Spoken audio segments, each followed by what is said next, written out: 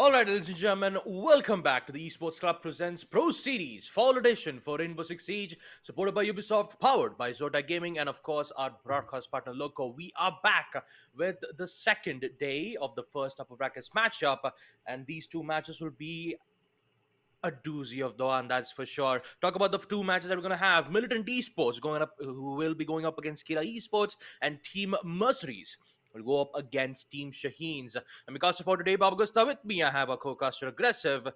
And yeah, Aggressive, welcome back. How you doing? And what do you think of the match is going to happen here for the fall series?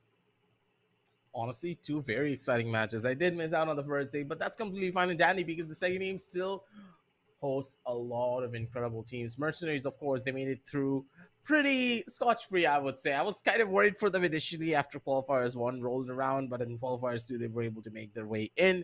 And of course, the Militant being one of the dark horses, I honestly will have to say. Something that we were not really expecting, a brand new roster getting through on qualifiers number 1 as we head on down over to the format. They made it through qualifiers 1 without any form of problems, and they were very decisive in the way that they were able to win as well. A brand new roster, a brand new team, a brand new organization, mind you, when it comes down to Siege, taking the scene by storm. The underdogs of this story could just also make it over to the Nationals. You never really know. Yeah, Kira Esports, they've already secured third place in the SA National Points table. So the only difference is that how long can they hold it out. Not only are they here to get the points table too, they're also here to get that good prize pool of 1200 US dollars. That would be the first place if they have a chance to get to the spot on the grand final. Second, third, and fourth place, however, will receive 600, 400, and 300 US dollars respectively. And points table itself, as we take a look at the points table as well, 10 points if they have secured first place. Second place will receive 8 points, third place with 6 points, and of course, so fourth, fifth, sixth, seventh, and eighth will receive 4, 2, and 1 respectively. And I'm pretty sure that the teams would definitely want to have 1 point, by being in the last place, because the teams have already secured 1 points already from Damwon Mia, Mahadi Esports, Chef W, and Team Clickbait. If they have to get back in the league, if they have to get more points, then they've got enough. Then they have to fight it all the way to the semifinals to at least get qualified for the SA Nationals. Hunters LFO already on top of the leaderboards with 20 points, MercenarieZ with 16 points, and Kira Esports securing 12 points. And they are here to have a fight against Team Militant Esports.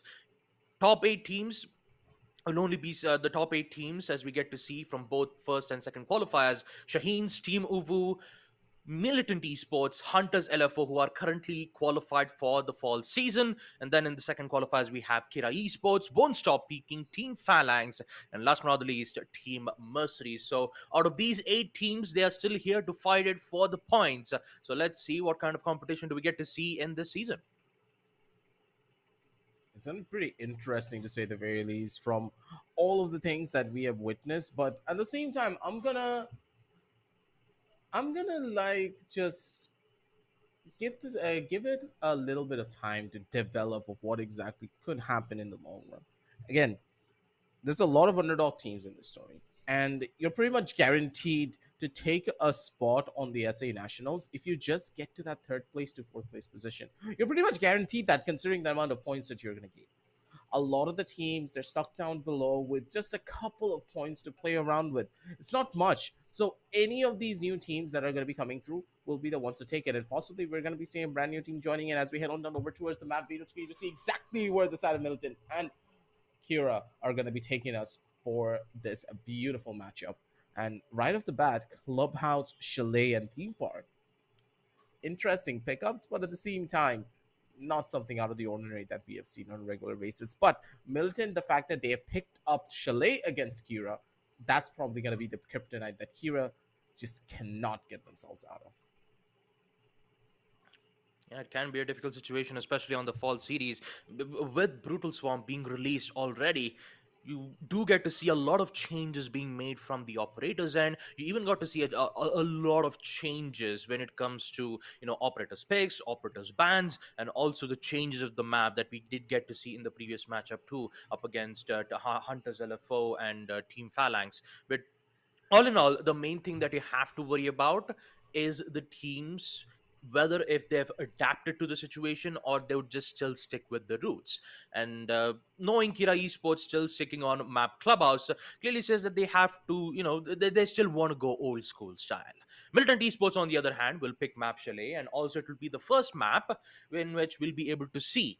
So Kira Esports will be the one on attack on Chalet, which means that they are already in the advantageous side, unless and until Militant Esports have something else to say on defense. Clubhouse, on the other hand, one of the most standard maps in the game of Rainbow Six Siege, and one of the most comfortable maps for all the new players to understand the whole competitive integrity and also the strategy that goes behind this particular map, is also good, but it also comes down to who mastered the site the most. Kira Esports, they have played map Clubhouse countless numbers of times, which means that they have not only mastered the site, they have countless amount of experience, and they know exactly what to do and what not to do in this certain situation. Although on map Chalet True. and Theme Park, those two maps will be the deciding factor to see whether if Kira Esports can handle out the aggression from Militant Esports, or would they just go all the way to the deciders itself. You never really know because again, the way that Militant have been playing, we're gonna hype them up a lot here in this particular instance, considering what they have already achieved. While Kira, they were struggling a lot more to get to the position that they are in. They had to go through qualifiers number two. They were able to make their mark. They didn't look as clean, but they were just, going through the motions, I would say, especially with a lot of the players being taken away from their roster. One of the star players being Shinra, now playing for Mercenaries. Yeah, that was a pretty massive hit. Kira haven't been able to look the same, but with Srisha now joining in on the roster, they have that firepower to push their way forward, but the team is still not playing together as a squad as much as you would have hoped for. It's going to take them some time to get into that groove, get into the place that they really need to be to perform to the level that we expect them to. But let's give them the opportunity. Let's give them the benefit of the doubt. Because again, Militant, a brand new squad, and whenever a brand new team has a little bit too much success, we have seen this before as well. They get overconfident, and that overconfidence is what leads them down into a ditch, and they dig themselves so deep into the ground that they have no way of climbing out of it. Yeah, Kira Esports, they've had so many troubles, especially in Pro Series Summer Edition, mainly because they were having a lot of difficulties to get qualified into the series, mainly because Retrograde had already stolen the spot on the first qualifiers, and then they came back all the way to second True. qualifiers, mainly because Athar wasn't present at that time. When Athar came back, and when he started to make a lot of presence shown on the lower brackets, for a moment there I thought there was a lot of hopes and dreams for Kira Esports to succeed, but in the end they evidently did secure third place. So that is in itself a good way to recover back their lost momentum in the Pro Series Summer.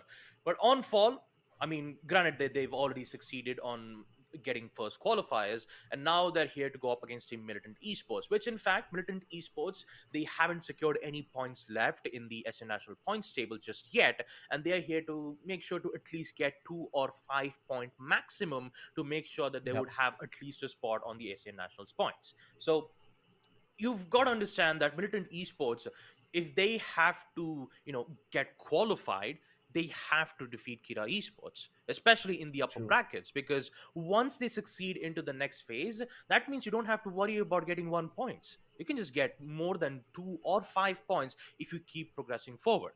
But once you lose to the lower brackets, there's high likely chances that you might end up claiming 1 point. So Militant Esports, they will definitely give up a fight up against Kira Esports. Yeah, for Milton, they just need barely, just as stated, 5 points. And they're pretty much guaranteed a spot over onto the Nationals. Not really as much to worry about at the end of the day, but as we're going to be jumping on down over towards the game, ladies and gentlemen, we've been talking about the points a little bit too much, but we should be Hmm. talking about what exactly the game has in store for us. Because at this point, it's not only the entire general matchup that we need to worry about, but the tournament as a whole. Because each of these teams, they're not just fighting for that 1 point, they're fighting for a prize pool of 1200 USD at the top. And it all starts with this first initial ban. And Thatcher, pretty much guaranteed ban coming in from Militants. They just don't like the Thatcher being opened up on this particular map, especially with the Kaid clause being an absolute nuisance. So, standard bans coming around from each side. Standard bans.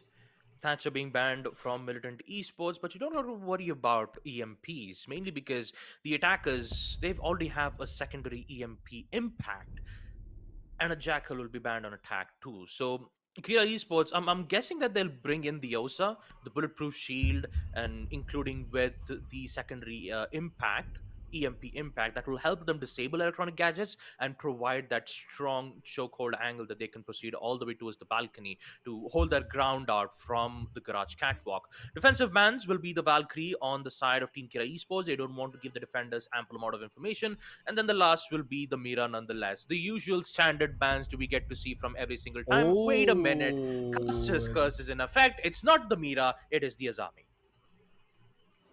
very interesting ban you do have to say here, Baba. Again, not really something that is out of the ordinary, of course, because Zami, she's an absolute nuisance. We all know those keeper barriers have been one of the biggest downfalls for the map of Chalet. You can't really easily get your way in as often as you would, especially on towards the side of something like library. It's just so difficult to push your way forward, considering the amount of different corners the key barriers can create for you to hold as a defender. Smart pickup and a smart change of pace coming in from Kira to ban out the Nazami, making their attacking side a lot more stronger, allowing the Zofia to just have that level of utility to open up a lot more soft walls instead of having to use those blasts to take down those keeper barriers. Smart plays all around.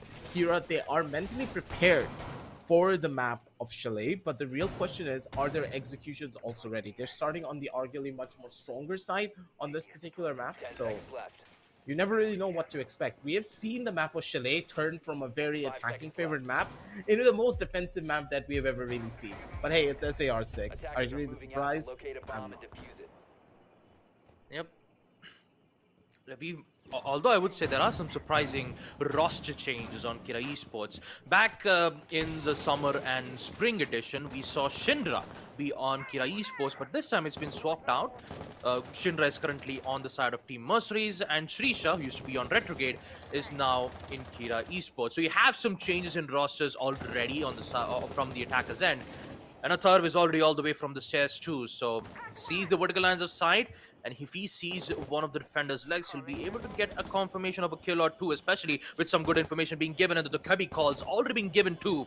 Atharv is still trying to hunt the Jaeger down, and if he has no idea on his whereabouts, well, now you know exactly what happens. First kill is in, and Atharv gets the heavy advantage. That was really good drone work coming in from the attackers to get that opening kill up. And then, yeah, that's just not going to happen as quickly as you possibly want. The Mark does get caught out by the Frost Trap, and that's going to be a kill coming in from Swidey Time. Holding down the lines as beautifully as he can. The Pogman does get the first initial kill and the bout of damage that they want. And now Vortex holding down the crossfires for his buddy as he's walking his way up, but still not a position that you want to hold.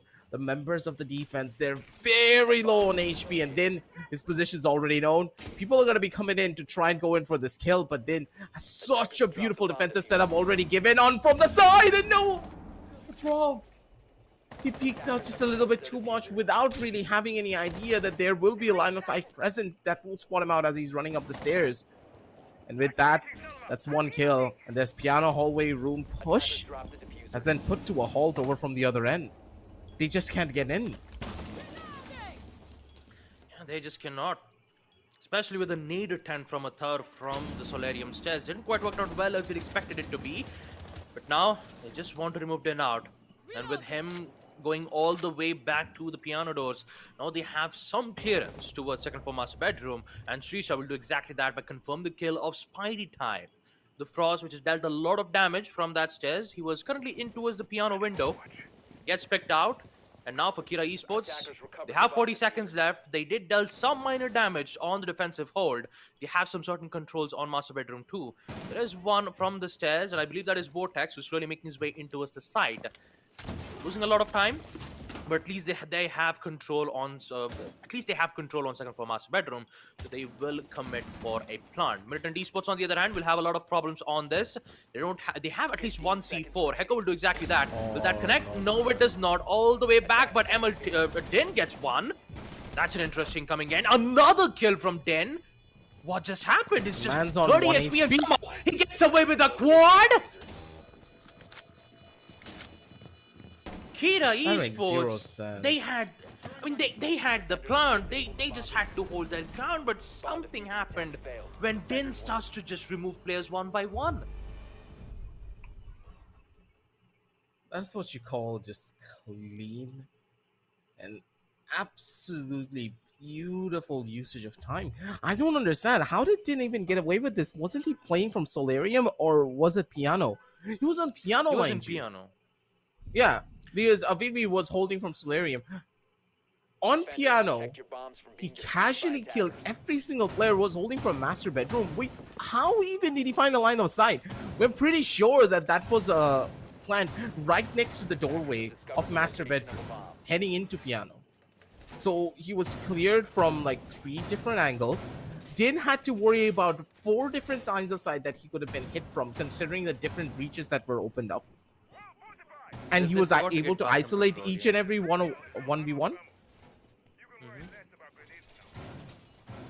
I believe the main reason why Din got away with those kills mainly has to do with the attackers just sorely focused on the side, because there was a lot of open line of sight, right? And plus, Don't tell me bathroom side. master bedroom bathroom was open. No, yeah, bathroom side. The thing about it is that they didn't made any holes, but neither did they made any reinforcements on that particular wall. So I'm guessing that Den did somehow get away with a normal wall bank kill that did ended up getting 3 kills from that end. So Den ending up getting all 4 kills just by staying around for second for master bedroom and then falling back to piano, and then I'm guessing he was on office too. There was that long angle where he had to contest, but man, I had no idea, because it was just like it just kept going when that post plan happened. I thought Kira Esports had control, and then suddenly Militant Esports, they just came back. That's the surprising factor that I did not expect at all. It's just very unorthodox and out of the ordinary. Surprising facts all around and cheesy. Yeah, he wanted to fall back from mezzanine. There was a lot of contests being made from library. So by the time he wanted to get away, he forgot to take. He forgot that vortex was all the way downstairs. So pretty well done when it comes to removing one of the players. And now they just have to focus on the side. A couple of charges coming in from the Dokkapi to just be an absolute annoyance for the defenders to worry about down the line here. And because of it, they're able to work their way in slowly but surely. Positions already known from the side of the attackers. And now they just need to work their way in. The primary issue is we still have a lot of different lines of sight they need to worry about. A Throb has a nade in hand. He's going to try to open up the wall just at the bare minimum. He's going to be able to find it. Flashes coming in over from the side. Possibly the Electro Claw is going to get broken out early. A very central Electro Claw, something that we haven't really seen that often. And the Thermite just casually is going to be able to open up the wall. That's kitchen for them. But nope. Never mind. I think I spoke a little bit too soon. That's a kill that will be massive for them, because now without that sledge, they don't have that extra nade that they could have had in their hands. There you go. Shisha gets one more. But this time, Kira Esports, they know what kind of mistake that they did, and they will succeed to down kill steal. Still Heko and Din. Din has been a lot of pain for Kira Esports, especially with them recovering the first round. They just have to make sure that they would not do it once again. Explosive drones to push Din out of that particular place. The plant will happen to once again. C4 denial not being present from Heko. But Kira Esports, they haven't planted it just yet. Shisha gets one. And now it's Din who needs to get this round back. My goodness! Not again. Storm. How does he get away with those kills? But you forgot about control on second floor. And with that hatch, that would be more than enough to death Amar to contain the pressure that's been dealt around in round number 2. My goodness, Militant Esports, they were this close of getting round number 2 control too. They were this close. My god. If Din didn't need to even reload there, he probably would have had the entire thing. Position was known, and then Deathamar was able to come in clutch from the top side of that hatch.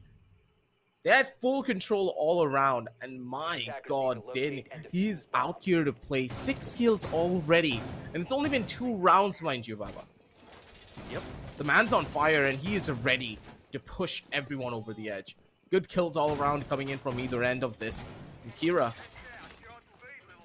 they're looking quite strong, I do have to say the very least. They're making a lot of different lines of sight opened up, and they're making sure they create a lot of pressure on multiple different avenues of the map. But at the end of the day, it seems though Militant, they have the much more stronger individual players who are making these individualistic plays when it comes down to the 3 versus 5 or 4 versus 5 scenarios. And if Kira are not able to shut these players down early enough in the round or just make things uncomfortable for them, I don't know how they're going to take this attacking side again. They need this play and possibly Spidey time. Okay. He should be able to get away with a free kill, but no, the timing's just not going to be in his favor. That's going to be the frag that he wanted. And now it's going to slip away from his hand. And Spidey time on this Vozzy. Twitching a little bit too much there, and maybe that double dip could have costed him his life, but he was able to dip out in just the right time. Yeah, but the main problem of it is that he's been detected from one of the attack drones, so he'll be hunted. Never mind, he catches one of the attack drones. That's a good way for the attackers to lose sight of the Mozzie. But that could give a lot of problems for them. Although on round number 2, the amount of teamwork that they did to remove Omai out from that mezzanine hallway was so beautifully done. But since the side is in a different stage and they cannot do the same strat once again, they have to find a different way to remove these roamers first. And with Death Hammer, who's bringing the Dukebi on 3 rounds total, they'll give ample amount of information on roamers' whereabouts. So this is in fact a really good thing to help them get those important kills. And there you go. Shisha starts it off. Then with the other, the MX4 Storm is just so powerful with his hand. Taking out a Whitby this time, but guess what? They have the information thanks to the Kebi, and Death Hammer will steal every single default cams, bulletproof cams. Actually, they don't have any bulletproof cams. Just the default cams will be at the hands of the attackers. And now with them having intel less and with them constantly being found, they've got to make sure that they shut it off as best as possible with them not having a mute jammer to help them to automatically disconnect. The sad part is that they don't even have the Flores to try and open up a little bit more of those lines of sight that those shields are holding on back. Cheesy though being an absolute nuisance, putting up the Wamai magnets all across this hallway, and this Library Stairs hallway push would have been such a beautiful play for Kira, and they just cannot work their way in. Did still be a massive crutch for them, survives but not for long. The Mar catches them on the rotation. And now the defenders, they need to give this one up. The entirety of Library Hallway is now given up to the attackers. And because of it, the problems will just keep on piling up. The diffuser is still not in their hands. And they're just holding down the side lanes for as long as they possibly can over from that end. Trophy, still no one's trying to contest it. Nomad charges has been broken. And I don't believe the Nomad knows in this instance.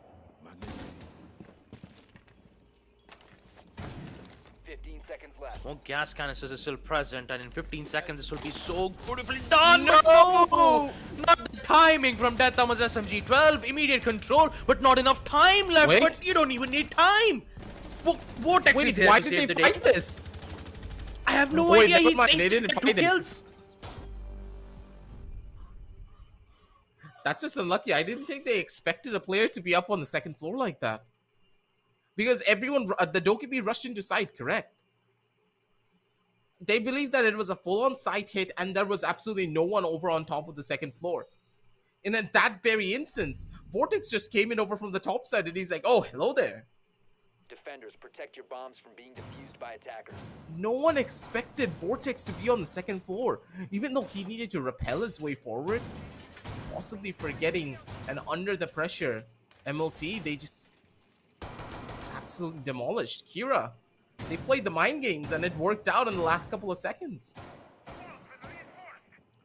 And that too, the diffuser was at second floor and they only had 5 seconds left. Although they had control on the side from Vortex commitment to that push. You know, for a moment there, MLT could have won that. Again.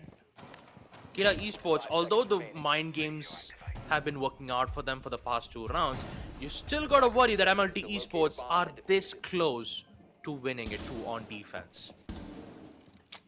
It's always those close encounters that Kira Esports ends up winning. And there are some certain situations that MLT Esports could win 1-2. Especially that big example on the first round where Din had made that quad kill. Bomb diffuser. Round number 4, although Kira Esports, they did succeed in winning 2 rounds on attack, high likely chances that Militant Esports would also do the same by recovering this round. All they've got to do is just ensure that they wouldn't get picked out quite early, try to use the C4 to its full potential, and see whether if they can challenge those gunfights and win those 1v1s and make sure to not get traded both at the same time. Then he has done a lot of work when it comes to challenging and winning those gunfights while staying alive. Now, Spidey Time needs to be careful though. Oh no! From the drones, and soon likely he will get almost taken out from a third, but no, he still stays alive. Wallbang attempt, not being able to get that kill, but still you got to be careful that you will be innumerously attacked and suppressed. Oh my god, he's so slippery! He just gets away. He just runs away and says, you know what, job's done, I'll just come back. And Din also does the same as he takes out Death Armor. I'm changing back. Slippery like a snake this Spidey Time. He's gonna be able to bob his way forward over with a kill over on the one end. But again, I don't think it's enough just yet. They need a lot more to try and brute force their way in. And for the members of Kira, they haven't even made their way in towards the building just yet anytime soon. But looking at Vortex, he's all the way down towards the bottom floor. Shisha again coming in clutch to get these equalization kills each and every time. Especially when they're at a man disadvantage, it's always up to Shisha to find a pickup for his Sion. It's perfect for them to go in for a hold, but now Shisha, he's working his way in from the side of Solarium, and this is such a difficult position for the attackers to brute force their way into, considering the different lines of sight that the defenders can have from the side of Master Bedroom. Kira, they're of course at the advantage here, but still, they don't want this equalization to come into play. Pushing up from one end, they just need one kill, one mistake from the members of MLT, and that's an easy free kill, and yep, that's the first, but no one did! How is he doing this? He just cannot miss. 10 kills already, and it's just been 3 rounds. Baba, just 3 rounds, and this man has 10 kills. He's getting kills as if it's going out of style, and possibly he's gonna get another one for himself here.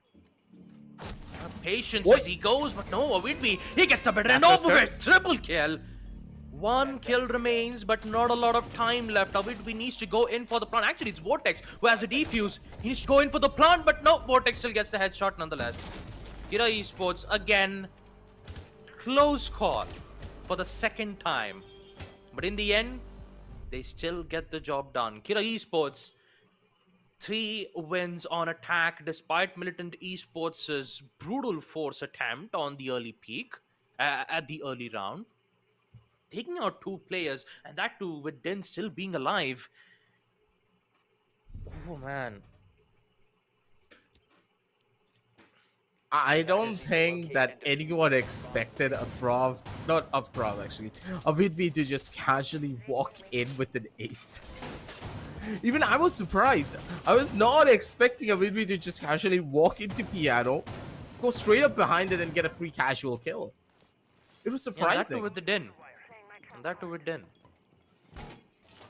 I mean, Din, Zero if he respect. had made that peak, if Din made that peak, he would have just removed Twitches off. He could have gotten like 12 kills in round number 4. 10 seconds to go. He tried to play it But this smart. time- He overthought the situation. 5 So seconds left. But on the bright side, you could say that Kira Esports are playing this smart. But they're that's utilizing true. a lot of Bomb time. defuse it. They're using a lot of time. This is the second time when they entered into the side. They only had 5 seconds left for the 2v1 situation. Second time. Although winning that round is a good way, but for future rounds, if they just keep losing a lot of time and they only have like 10 seconds left, with Militant Esports having the huge upgrade, then it wouldn't look good. Atarb, on the other hand, decides to take out Spidey Time as he gets the revenge, and Death Armor, he'll just get his phone casually. that's the first kill that they wanted. And Kira, they're looking so strong for this particular map. But again, this is of course the attacking side, the much more stronger side for this particular map. So you need to try and consider maybe Militant, they're hoping to get towards that own attacking side to just finally have that advantage for their team, but not just yet. They need more time, and they need to settle a score at the bare minimum, possibly a 3-3. ideally, but at the bare minimum, they want that 4-2 scoreline. Otherwise, Bomb their own located by attacking side attackers. will not be that Attackers simple. recovered We the have seen bomb the diffuser. members of Kira just showcasing a lot of proficiency when it comes down to their own defensive side for this particular map. This is where they had a lot more advantages, and this is where they were able to win. Kira were down what, 4-2 or a 5-1 last time around they played Chalet, but they were able to bring it back on the own defensive end. So the members of Militia, they need to worry about that as they're playing this way through. And Killsteel, Attackers have recovered their maybe diffuser. isolated on an island, because if a drone catches him, there's nowhere that he can run to try and survive this. Slow and steady as Yep, Zotac gets one that's the more. This drone. time it's Killsteel. You kind of expected that because he was just completely stuck. He had nowhere to run. He didn't. And looks like they still want to continue that aggression once more. Especially with the grenade. This time taking out Den. An important pick for Kira Esports. And this time they have the site under control. They even have the attack Wait, under they didn't see control. him? They did not see him at all. 5-1, and it's Cheesy who needs to do the impossible. A peak attempt, but Athar still gets the kill nonetheless. Kira Esports, a flawless win problem on of the round number silencer. 5. If he didn't have a silencer, that was a kill. Actually, silences does not reduce the damage, so it still works out either way. But yeah, I believe the visual of it kind of tunnel visioned of the Legion, not knowing exactly where the player was. That's what I'm guessing at this point. So. No, he did make a pre-fire. He didn't expect him to be there. Defenders, protect But your the bombs from being suppressor does defused not by attackers. reduce damage as Oh of wait, now. it It's been actually got changed. changed. Yeah, it Bombs did located change. by Yeah. attackers. So the suppressors does not reduce damage, but the main problem of it is the recoil would still be the same. So if you want to change the recoil, you would prefer having a muzzle brake, flash shatter, or compensator to reduce the recoil either from horizontal wise or vertical wise. But suppressor also has its fair share of users now, knowing that there's no damage reduction. So you will expect to see a lot of players There's actually no using downsides for it suppressor, now. yeah, there's no Surprising. downsides for it except the 5 seconds recoil. to insertion. The recoil will be the major downfall for suppressor, but that's pretty much it. Attackers are heading It's a out good to buff defuse though a for the bomb. attachment. Yeah, that's a really good buff. One of the main reasons why no one picked up the suppressor back in the day was because of the damage decrease, but Yep. I'm pleasantly gone. surprised. I actually didn't know that. Again, I never really touched the suppressor whatsoever because of me being an old player, and having that suppressor in my hand just felt horrendous Yeah. because of that damage decrease. But now it's actually pretty strong. I mean, this is a recent change after all. Since Brutal Storm appeared, Kira Esports, on the other hand, they still stay strong. 2 kills already in the early peak as they succeeded in removing kills. Again, and Militia- Echo out. Militia's just being punished. Again, why are they making such aggressive peaks without any form of thought? What are you achieving from these type of aggressive swings? What are the trades? What are you trying to achieve here? Because at this stage, they've already been given up so much of the map, and also they're now giving up information from multiple different sidelines. They know the sites over on the bottom floor, but the second floor control has already been given away. You have lost 2 players who are playing from the second floor. Now the last couple, 2 more on the first floor, while 1 being on the top end. How do you want to even survive this? You just can't. Electric Claws being placed, but will that connect? No, it does not. The trick will fail.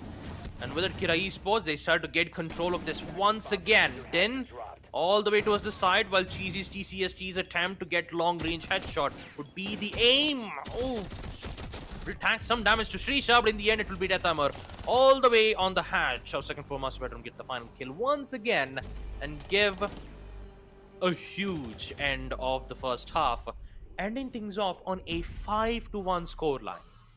At the first round, Militant Esports were so confident. They always did ended up on a 1v1 situation every 3 to 4 rounds. And then suddenly, when they saw Kira Esports racking up a huge lead in the first half, Militant Esports, their confidence slowly started to dwindle down a bit. And because of that, you could say that Kira Esports, they got into Militant Esports' head, and now knowing that they ended the first map in a 5-1 scoreline, which is in fact a map being picked by Millitant Esports. Recovering this round on the second half will be a huge pain for them. That's extremely surprising. Again, was this something you really expected considering what Militia did before when they picked up Chalet? Not exactly. But again, their attacking side was the much more stronger suit for them, so let's just give them a benefit of the doubt here. They're going to start things off in the best way possible. This is a good and early start for them to find. And for Kira, honestly, the team just looks absolutely incredible. They've ironed out a lot of the problems that they had previously to try and close out rounds. The team is also playing together. They're going in for trades. They're creating lines of sight properly and utilizing it in the best way that they can. Plus, they're also utilizing their time in a much more of a better fashion. And because of it, they're getting away with so much more. And that's what I would love to see in these instances. But for now, they need to be careful because Kira, they're now on the defensive side where they need to be a lot more conservative in the way that they play this. And without any of these early spawn peaks that you normally expect from the team, that's completely fine and dandy. And Cheesy, using the Gemini to get that early bouts of information of how this entire site will look, considering that, of course, if it's going to be second floor, there will be a massive extension where the second floor is going to be completely taken over while the site is still on the bottom. Right, Athar really needs to be careful from that downstairs because there is party time. Already dealing a lot of damage from the DMR, but still he will stay alive nonetheless. Surprisingly, still has some supports left all the way towards first floor bar. They have good ample amount of vertical lines of sight too, so they could remove the attackers out of nowhere. I mean, they could remove the attackers by surprise. They also got to worry about the side too. Killsteal will do exactly that by opening up the walls and seeing whether if they could gain control of the site and ensure post plant, but they still haven't got control of first floor kitchen just yet, and there's a lot of protection being made from that particular spot. And Atharv, he still deals major damage though, gets to take out Heko. It's the 6th time he's been picked out, and unfortunately he hasn't got a single kill yet. This will be worrisome for Militant, knowing that they've already lost one. Swapping mags. Milton's already down in a pretty deep ditch, and Heko, you can see that as well, can't you, Baba? The man's just not been having a good game at all. 0 and 6 on a sledge. That's gonna be rough for you to get. Spidey nearly is gonna get caught out over from the other end of this. You just get the short end of the stick here, especially as they're trying to go in for a push without any form of second floor control. Militants, what are you trying to achieve here? You're not gonna brute force your way in like this. No second floor control, and they're all trying to run in from one singular hallway. They're funneling their way in, possibly with a kill, but that's just not gonna work out as much as he would have wanted. Cheesy all by himself to try and survive this one, but not against Detamar. You already knew exactly what to expect, and Detamar with the aggressive play all the way over from Resident. That's the first kill that he wanted. Fireplace is now theirs, and the attackers, they have nowhere to run and absolutely nowhere to hide. 6 and 1, and Kira, their defensive side looks absolutely dominant, just as we expected. But for Militants, Baba, it feels as though they have given up on the map. They did not try to fight for second floor at all. No utility whatsoever. They tried to push in from Fireplace. Yep. With Cheesy being the only one trying to achieve control? Why? And you even saw Din all the way from second floor, seeing if he could get the control on second floor. But he did ended up losing the gunfight to Death Armor too, so if Spy Time was there all the way upstairs providing support with him, at least they would have gained control on hatch control of second floor master bedroom, and they could have just ended up removing 1 or 2 players, in which it would have been even more easier for them to commit for the plant. But instead they chose to go in for a brute force attempt, and that too full on horizontal. The smoke gas canisters weren't even put to full effect. 10 seconds to go. You even saw Atharv, I believe, who was playing. Actually, yeah, I think it was Death Armor who was. No, wait, it was Atharv who was playing as the smoke at that time. So those smoke gas canisters weren't even put to good use. He just kept overpeaking with the SMG-11. Like, Kira Esports, they had so much control on their own control side. Even if the wall's been breached, they still had good coverage. Now, Millitant Esports, this is definitely not a good way to end things off on a 6-1. 6 rounds.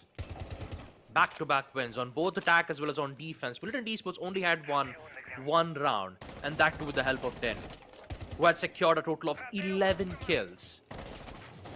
And Kira Esports, they know how you know how slow and methodical these guys love to do it. Heko, on the other hand, he gets downed out from Death Hammer, I believe, but he will get picked out. But no, he won't. Oh boy, that is definitely not a good way to go out like that. 0-7, and Athab gets one more. He gets to take out Den. His presence is not being shown a lot on attack. And this time, Militant Esports, they're slowly getting removed one by one. Not a single chance has been given from Kira, and not a single mistake left unattended from Militant. Oh, no, Jesus. not that way. Not Oh, that Jesus. way. Quick peek Poor from old Death Hammer. cheesy. And now it's kill steal. Oh, man. Late reinforcements, because why not? Protection is important. 1v4. That's what she said. It's funny how it's Death Armor who's the one who made the protection from that reinforced wall.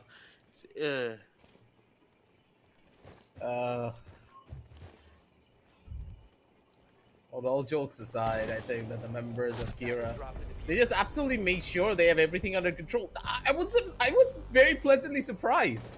Again, you just don't get away with stuff like this. We knew that Kira, they had a much more immaculate defensive side setup. We knew what to expect. We knew what they wanted to do. And in this very instance, Kira just absolutely rolled over the members of Millitant on their home pickup. Millitant, they expected the side of Kira to be weak on this particular map, but after the recent addition of Srisha, this map could just be easily one of their strongest. You know, at this point, I could say that Militant Esports, they had the confidence in the first half, and then suddenly you see it dwindle down to absolutely zero from Kira Esports. At the beginning, they were so strong with the help of Den. Second, third, and fourth were almost close encounters. And then at the next future rounds, Kira Esports were like, nope, not happening again. Flawless round wins on 5th, 6th, 7th, and 8th. Militant Esports, I got to give it to them. In the first half, they did an amazing job on defense, but it mainly has to do with the mental game aggressive. And when it comes to that, That's for certain. unfortunately, Kira Esports, they got the best of it. They used that mental game to their advantage, and it did ended up on a 7-1. I believe it has to be. I believe that has to be the main problem for it. And Heko, on the other hand, not a good way to end the game with 0-7. It feels bad, man. Yeah, they're Feels pretty bad. rough. We've all been there. Yeah, you that know? actually We've all been does. there. But at the same time, in a professional level game, it just not like this. I really hope that he can bounce back in game number 2, because Militant, this is not how they normally play. We expect a lot more coming in from this roster, considering the heroic run that they had in the qualifiers. But here in the playoffs, I do believe either it could be the nerves getting to them or the pressure that the members of Kira just had on them. Again, the members of Kira, they're very experienced. They've been on this stage for how long? For like what, the last 4 years, pretty much guaranteed. They've not really budged. Yep. I guess Aggressive just lost the feed, as you can see on the side of Aggressive's end. So, yeah, let's take a look at the highlights itself and talk about the entirety. And hopefully, Aggressive should be back without having any issues. But yeah, just like I said, Kira Esports, although they were looking a bit shaky in the first half, the amount of teamwork coordination that they did, especially on round number 2, just by flushing out Cheesy, clearly shows that Kira has so much potential when it comes to, you know, executing a site on attack. They've done a fantastic job. They know at what time do they have to go aggressive, at what time do they have to make their plays. And Militant Esports, like I said, Den is such an exceptional player, especially when he, plays as the alibi. 11 kills. He's done a lot of work, but in the end, it has to do with the mental game that Kira Esports took clearly advantage of, and they did ended up getting most of their wins nonetheless. And I gotta say, when it comes to experience, Kira Esports, they have a lot. Militant Esports, not gonna lie, they also have a lot of experience in this certain situation. But knowing that you're currently in a different team and it requires a lot of time and effort to put good use of that teamwork, it clearly takes a lot of time for it. So especially in the fall season, knowing that the qualifiers, SA national qualifiers, is on the line, it's not going to be an easy one for them. That is for sure. Especially with the score count that it did end up on a 7-1, which is clearly a Militant Esports' map pick. Sure, that they were very confident on the first half, but when you saw Kira Esports just absolutely dominating it, you've got to wonder whether if Militant Esports can survive the next future rounds or not. Kira Esports, they are currently going head to head with Mercenaries, they're going head to head with Team Hunters LFO, and they've have they have had similar situations like this. Militant Esports, on the other hand, although Din was doing a lot of work, it mainly has to do with the rest of the players like Heko, Killsteel, and Cheesy, who's been having a very rough time dealing with certain situations, and with them getting picked off very early in the round, not being able to succeed in the majority of the gunfights, and also not being able to succeed in those trade games. It's not a good way for Militant Esports to end things off on map Chalet. But who knows? Maybe we'll have some hopes on map number 2 because it's Clubhouse.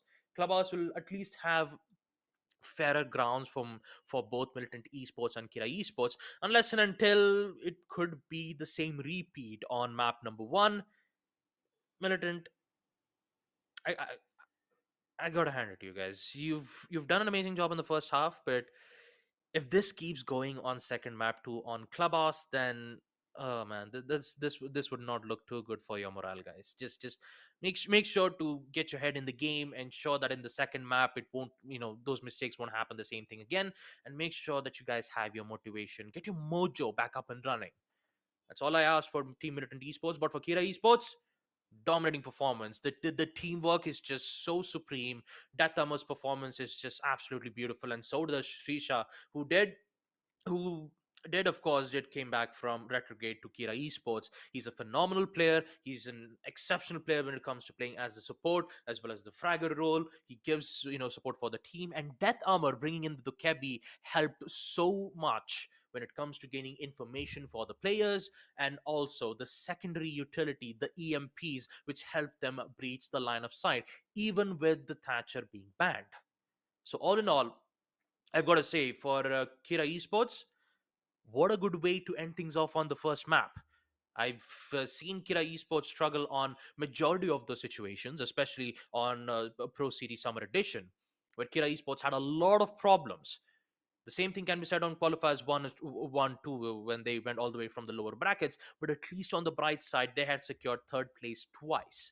And I'm pretty sure on the fall season, they are here to not only just get third place, they are here to change their spot too and ensure that they have the highest points to get on the top of the leaderboards for the international qualifiers. So, all eyes on Kira Esports and also all eyes on the rest of the teams, including Militant Esports, because they are not down just yet. This is just the upper brackets. And even if something happens on Clubhouse, they still have a chance to go down to the lower brackets. But Militant Esports, they have to pick up their pace. I'm not gonna lie, they have to pick it up. 7-1, not a good way to end things off for Militant Esports, but for Kira, just absolutely dominating. But for now, folks, we're just gonna take a short little break, and we will be right back with map number 2, Clubhouse. Until then, go grab some popcorns, get yourself hydrated. We will be right back.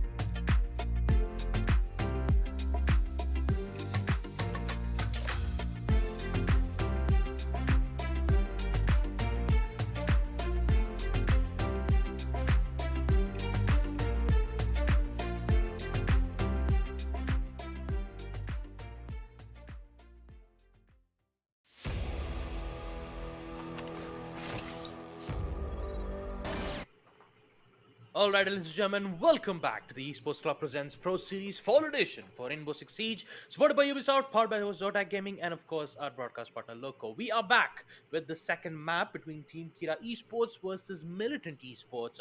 Map number one, Chalet. It did ended up on a 7-1 score line with a dominating performance from Kira Esports, and now we are here on map number two, Clubhouse. The deciding factor to see whether if Kira Esports can continue their dominance, or would we get to see Team Militant Esports fling back and take us to map theme park? So aggressive.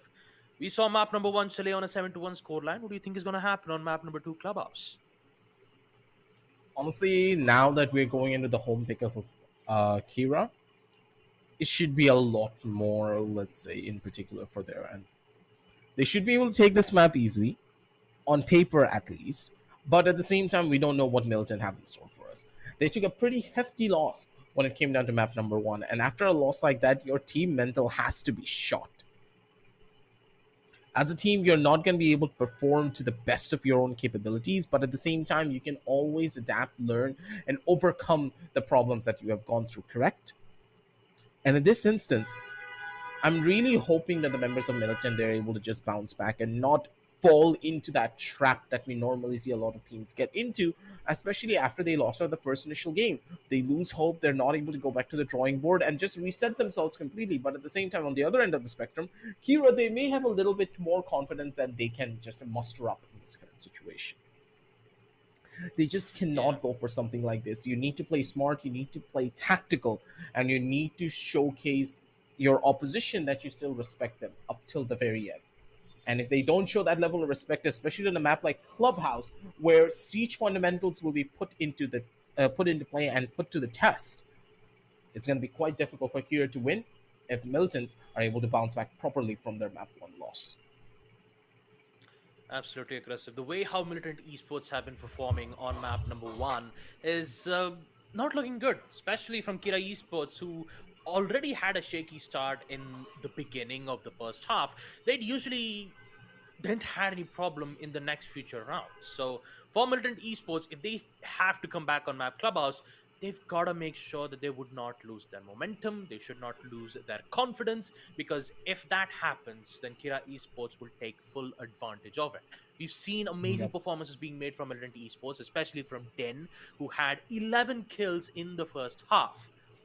I couldn't say the same thing for Hecko though, because he had a very bad day. 0-7, not a good way to end things off on the first map Rough. itself. And I know it's a sad thing to say, but I had to say it. Militant Esports, Din, although Din has been making a lot of work, even the rest of the players on the side of Militant Esports should do the same too. And Hecko, hopefully, we might be able to see him fling back on map number two Clubhouse, Yep. because the ground is even. You don't have to worry about the weather conditions of map Clubhouse. I know I'm just trying to take an example on the on the cricket game, where the weather No. systems and the whole ground it just determines whose favorite goes on to. But for Militant Esports, it's Clubhouse. They've got this in the bag. All I've got to know is that I want to see some amazing performances coming from them. Yeah, we just need to wait and see how this is going to be planning out. Because again, the members of Militants, they took a pretty hefty hit. And to play upon your weather system analogy, let's just talk about what could really happen for the side of Militants. Again, they're heading on down over onto Clubhouse after a very shaky start. And again, Clubhouse, a map that really awards a team that is a lot more systematic in the way that they play. And when you don't have a systematic group in mind and a systematic play that you can always rely on, how are you going to bounce back from things? How are you going to perform in the way that the team is supposed to just take down the different lines of sight that could be created by Kira? And Kira as a team, we have seen them just go in for much more of the unorthodox pickups slowly but surely over on the map of Clubhouse. They don't like to go in for the much more usual standard systematic ones that we normally see coming in from the roster. Maybe the Thatcher could get opened up if Militants don't ban it out. Thatcher being open will be a massive change in how this map will be played out. Bandit tricks will be very important. Kaid may not just get picked up unless it's a basement side, and even when it's a basement side, there's a good chance they will not play the Kaid at all and go in for impact tricks instead. We have seen this. 4 players with impacts to completely burn out every single one of those Hibana charges. It's quite common. It's quite normal. And with all of this now being a possibility, do they really want to go in for something that is a lot more unorthodox, that is not as much set in stone, is the real question, because we have seen this before as well. A lot of teams, especially in South Asia at the bare minimum, they don't like to stray away from the meta pickups. They don't like to stray away from the meta bans because they're afraid that if they do that, then the team's just not going to be able to perform.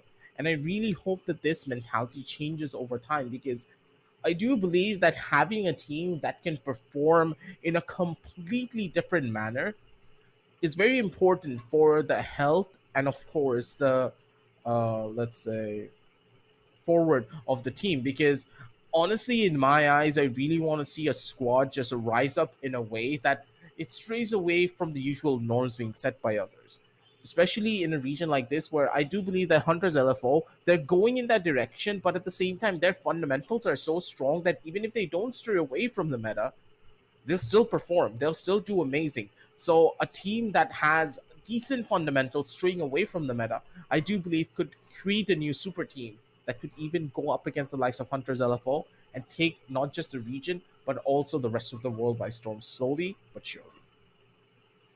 Yep. When it comes to making strategies, it also involves coordination from the teams too, right? So if you make a True. single mistake from that particular spot, it usually does end up, favoring for the attacker's side. So it kind of is like a yin and yang moment, right? Although even though if you make good setups, you've got to make sure that whatever roles and positions that you're in, you need to make sure that you've give it your all. And hopefully from Yep. Militant Esports, we might be able to see that coming in from them. But for Kira Esports, when it comes to their teamwork, their coordination, and also their execution wise on attack, we did saw that example on map Chalet. They have done a fantastic job at the attack phase. The same thing can be said on defense too, which literally did shut down Militant Esports' attempt on both defense as well as on attack. Now, I know you guys are waiting for the match to happen. I believe the teams on the side of Team Militant Esports are currently having some issues on their own, mainly just connectivity issues. So just don't worry about it. We will get the match as soon as possible. Mainly, it's not the connectivity issue; it's just a MOS issue that it will be soon enough fixed from Militant's side. And map number 2, Clubhouse. This is a map picked by Team Kira Esports. So just because Militant Esports might have an even ground on map Clubhouse doesn't mean that Kira Esports won't have a lot of problems from their end. Like I said, they've True. already mastered this side countless numbers of time. They have played map Clubhouse on numerous occasions, even when they went up against certain good teams. And let's not forget, on map Chalet, Kira Esports did go up against Cyclops Athlete Gaming, the international teams, where they did ended up on an 8-7 scoreline. This was back when Invi was there for Kira Esports, that Amar Shinra was present at that time. But afterwards, there was a lot of roster changes, but still, it shows true potential for Kira Esports' side. And Map Chalet, although it didn't work out too well from Militant Esports, Clubhouse will also be a similar situation for Militant Esports too. So I hope that they're prepped and True. ready with whatever strategies that they've got. And I really can't wait to see what kind of strategies do they have in stores for us. Yeah, in a way, you also have to consider something. Siege is one of the few games where each and every strategy, even back from, let's say, year one, year two, year three, will age like fine wine. And there are a lot of situations where those olden day strategies can still come into play and completely take a match by storm. You're not going to expect it now, are you? Some of the things that you do in the past, if you bring it back all of a sudden, those olden day strategies can just be the thing that pushes you over the edge. And Kira, they have that level of experience under their belt now, don't they? And that's why this roster is just so incredible to watch and so incredible to follow in the long run, because a team full of experienced players can just completely shut down any new super team that comes into play. But before they can shut down any of these other super teams, being Militants, of course, we're going to be heading on down over into a short little break because it's taking a little bit longer to fix the issue. But don't go anywhere, ladies and gentlemen. We'll just be right back after a short word from our sponsors.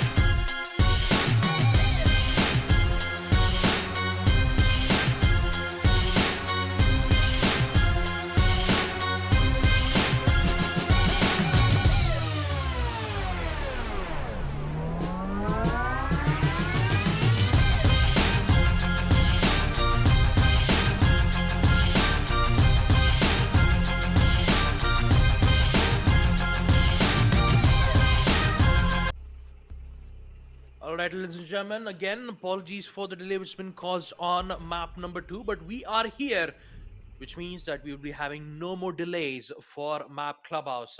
And let's see what kind of bans we get to see from our end. And aggressive, we already talked about map number 1, map number 2 bans. What are your thoughts about this? Honestly, right off the bat, I do have to say that Kira, they could just easily ban out a couple of the much more standard bans, and yep, that's going to be the Thatcher going out of play. They don't have to worry about any form of bandit tricking, no forms of dilly-dallying there on that end. But again, we do have those secondary EMPs still to try and worry about. But the way that all of this is going to pan out on the other side of the spectrum, though, Dokupi getting banned out from the side of militants is a little bit more questionable, don't you think so? Because I don't see the use of the Dokupi for this particular map. It's quite interesting that they banned it out. Valkyrie, a very standard ban for the defense, but that Dokupi is just. I don't know how I feel about that because Jackal's going to be open. I believe the main reason why Militant Esports have made a decision to ban the Kebi mainly has to do with the targeted ban itself. You saw that Amar bring in the Kebi for more like 5 to 6 rounds while they were on attack, right, in the first half. So maybe that's the reason why this has happened. Last but not the least, the final ban will be for the Mira. And yeah, we have to go in for a rehost again. Uh, yeah, for a moment there, I thought we was gonna start off map number 2, but we all know that this is South Apex, so communication issue, connectivity issues and ISP problems, power cut issues. It's always a thing, yeah, folks, and it's out of our control It at would this have been point. So the interesting only if we thing don't we have can it. do, I mean, here's the thing. I mean, power, electricity, and internet connection is one of the most important important things here in the whole world, right? It has almost become a necessity at this point. You need internet, to surf around, to see what kind of it's nearly educational stuff. You get to see No, your it's the favorite self-rated movies. being on You get to Instagram, see of your course. I mean, yeah, you get to be all night long on the social networks from Facebook, Insta. Yeah, I mean, and also check out the Esports Club Insta on the socials and everything in the description down below. Make sure to check it out. And also, you get to have a lot of updated news on the next matches for the Pro Series 4 edition, or also on the other phases too, on the other games. But for now, I know that you guys have been waiting for map number 2, and again, we did not expect it to have another rehost, which means that we've got to wait for yet another 2 to 3 minutes. But that would be the final. You could say that this would be the final rehost for Kira Esports, because we are not going to give any more rehosts than that. And we were supposed to start off map number 2 as quickly as possible. So yeah, this just the only thing we could do Yeah. right now is just wait at this point. Yeah, if Kira's not going to be able to take this on 2-0, we could just be in for a long wait. But you never really know just yet. But for now, we're going to give the Adam Militants the benefit of the doubt at the end of the day because Militants, they have that opportunity to finally get the ball rolling in their court, especially with a lot of these different changes coming into play. And of course, they had such a long time to just settle themselves properly in together as a team. Let's just say that militants, they're going to be looking quite happy at the end of the day, considering that, hey, not only do they have enough of an opportunity to think of strategies of how to counteract a lot of the aggressive plays coming in from Kira, but also to try and settle themselves in a position that they really want to be in. Again, militant, they're starting off on the attacking side. The attacking side is not as simple as you would have hoped for the map of Clubhouse, considering how old this map already is and how beloved it is, of course, by the entire community. Do you really believe that you can easily get away on this map by playing on the attack? No. The defensive side will be a lot more stronger considering the ratty lines of sight that you can create, the aggressive spawn peaks that you can go in for. So the members of Militant, they need to be mentally prepared for anything that Kira could be bringing on down to the table, especially when you consider Kira being a much more experienced roster. You need to be on your toes. You need to be ready for them to just completely shut you down before you even enter the building properly. And when you have so much to worry about in the long run, as a team and as an individual, you constantly need to try and paint a picture in your mind and gain as much information as you possibly can. Militants, they drastically lost so much map control early on in the game that they were dry on information, and because that they were dry on information, they couldn't go anywhere, they couldn't move to any of the specific cyclones that they wanted to, and that at the end of the day was their primary downfall for map number one. And hopefully in map number two they can play for the information properly, be a squad, be a unit together in this instance, and showcase exactly what we witnessed from them back in qualifiers number one. But is it a hard ask? I don't think so, not just yet, because militants, they can prove us wrong at any second. Yeah, they can. But if you did take a look at map number one, Chalet, though, ending things off on a 7-1, and now with the majorities of delays that had happened on map number two, you could say that Militant Esports has a lot of time to think about this. Although, yes, if you when it comes to the lobby wise, currently we have all the players on start of Militant Esports all prepped and ready. Kira Esports were about to start this entire matchup on a 4-5, on a 4v5 major disadvantage. Yeah. But since when we were about to, start the 4v5 matchup, the players on start of Kira Esports had requested a rehost. And because of that, we will start things off on a 5-5. Easier said than done. Although for the amount of delays which had happened, I know we the casters, we the audience are just we're just impatient, right? We just cannot wait. We just want to see the match and see what the end result would be between Kira Esports and Militant Esports. Although Militant Esports, they didn't do a great job on map number one, we just want to see what would happen on the end results of map number two. And let's not forget, if Militant Esports did succeed on map number two, we might see a decider, and that decider would be map Clubhouse. Actually, no, map Clubhouse is on second No, map. teamwork. Third map, which Teamwork. will be on Theme Park. So Theme Park, yet another interesting map for both the teams, Militant Esports and Kira Esports. Mainly Kira Esports, they just usually go in for standard maps, right? Clubhouse, Oregon, Yeah. and then Villa. You remove all of the three maps, and the rest of the maps which is still available for the teams. You had Theme Park, you have Chalet, you have Border. Let's even include Emerald Plains too. Why not? Because it's still in the competitive map pool. You've got to wonder whether if this would work out for Kira Esports. Actually, yeah, not Emerald Plains. I have to include Bank. Bank, we don't get to see Bank played a lot in the SA region competitive map pool. So Kira Esports, I believe they don't want to play those certain maps, and they just want to decide to go in for familiar maps, which is the three maps that I just said: Clubhouse, Oregon, and Villa. So these three maps, Kira Esports are very confident to play. On the side of Militant Esports, you could say the same thing too. Chalet did not work out well. Maybe Clubhouse and Theme Park might favor them a lot. Again, they need to go through that first initial bout to try and make their way over towards theme park. Of course, Clubhouse, not an easy feat for them, and I do believe that militants, they have showcased a lot more problems on towards the map of Clubhouse than they've showcased strengths, especially when it came down to their own attacking side. The team just felt a little bit too lost, and with their attack being pretty weak, I don't know how this match is going to go, but what I do know is that we're going to be jumping straight down over into the game, ladies and gentlemen. Thank you for all of your patience and for waiting this long with us, of course, on the caster's desk. I know that we are absolutely ugly and you don't want to look at our faces, but still, it's completely fine. Don't worry about it at the end of the day. But as we're going to be jumping on down over towards the game, ladies and gentlemen, we're going to be able to see the beautiful plays coming in from the players with Kira Esports going up against the side of MLT. And who's going to be the one to take it? Because Kira, they're the ones who are one up, and MLT, they're one step away from getting shut down and being sent down over towards the lower brackets. For Militant Esports, if they've got to survive, they have got to win map number 2 Clubhouse. And finally, with the delays all being finally, ended, we can finally jump into the game. The first round itself being on-site basement church. And also, I do have to, rectify one of the mistakes that I did. Emerald Plains is not in the competitive map pool just yet.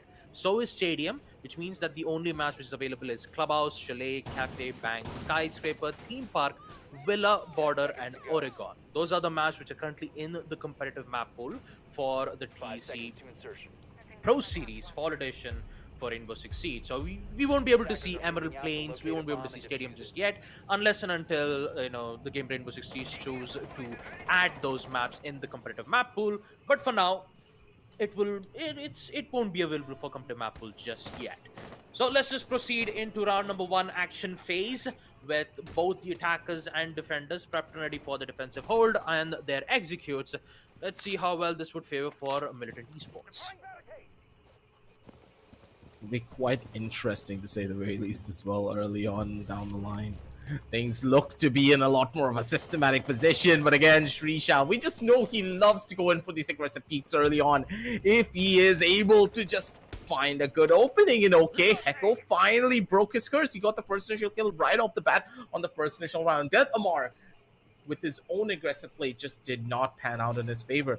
Got caught out with his pants down, and he gets shut down as well. 4 versus 4 situation on the map right off the bat before the 2-minute marker came into play. Shrisha again, aggressive peek. Heard the sounds coming in from Din. Even if you're drone out the guy, you can't kill the player that easily. Vortex coming in from the sidelines with the NP. 5, never mind. Okay, that's gonna be another one. Shrisha's getting shut down early on. And the members of Kira, they're equalizing it blow for blow.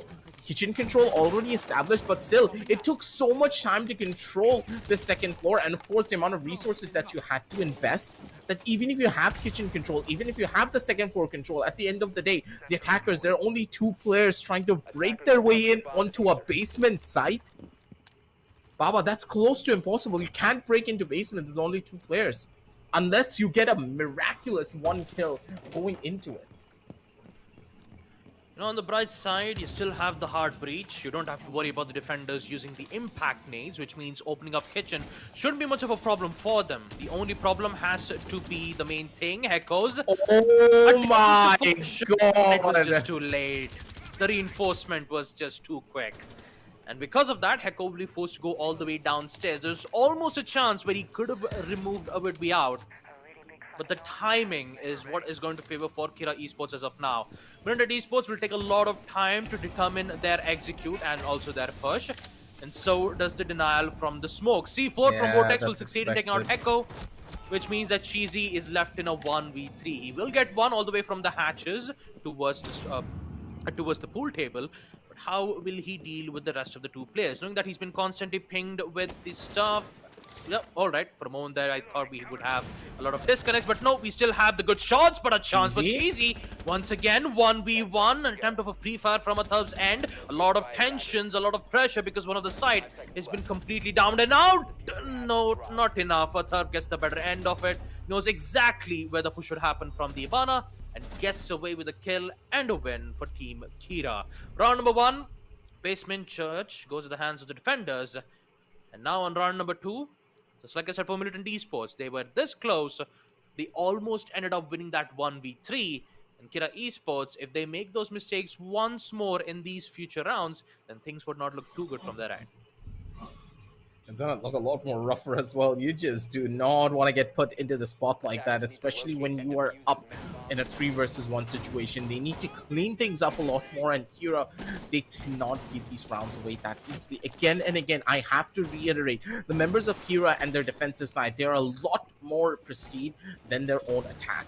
And I'm really hoping that Kira are able to take at least at the bare minimum of 5 rounds on their first particular defensive round, because as soon as Militants go over to their defense, they're going to look a lot more clearer and they're going to look a lot more stronger. Militants, they have a very weak attacking side. We have seen this over and over again for this roster in particular because it's a brand new team. When it's a brand new team, your team play and synergy will not be as proper. Your drone play will not be as clean.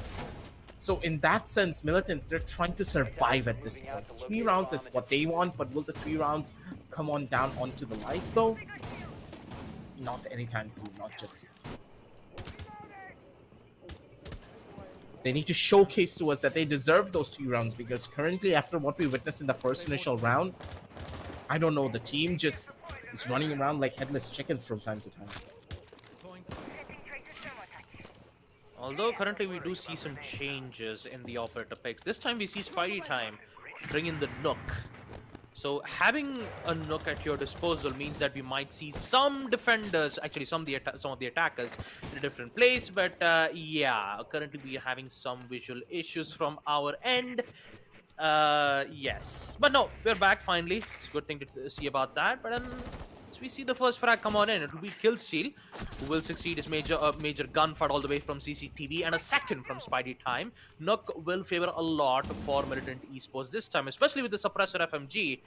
Ending up taking out 2 kills will give Millitant Esports the exact requirement for them to push to the side. A bomb has been located.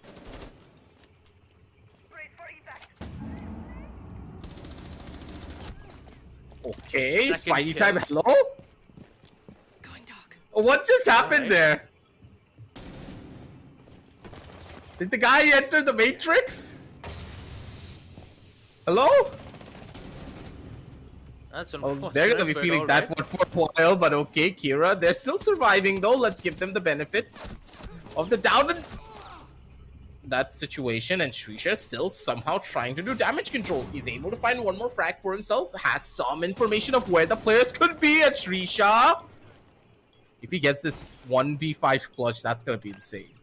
The man's the only one doing a lot of damage. Positions are known, everything is found. He needs to check the left, no one's on the clearance!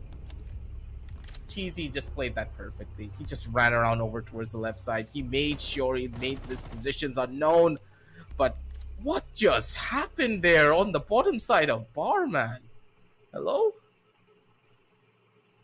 That made no sense. Yeah, Spidey time, man. 2 kills already, all the way towards the first floor bar. Did not expect to see that coming, though. Millitant Esports, they will be happy about getting a win on attack. Attackers need to locate and defuse And I as believe many bringing the bombs as Nook they will can. bring a lot of tensions towards Kira Esports' side, which means that even though if they have good amount of information from their default cams or from the bulletproof cams, you still got to be careful, because Nook, especially with the suppressor, not being able to know exactly where the shots did head, because you don't be able to see the bullet head indicator from your own end, will be a difficult time for the defenders to remove the Nook out, because you have that stealth element in it. So now on round number 3, Kira Esports will decide to bring in with the same site once again, but this time they'll be cautious. They want to make sure that they wouldn't get picked out from Spidey time once again, because mainly it had to do with that situation, right? All the way pushing from the strip club entrance, they did end up getting 2 kills.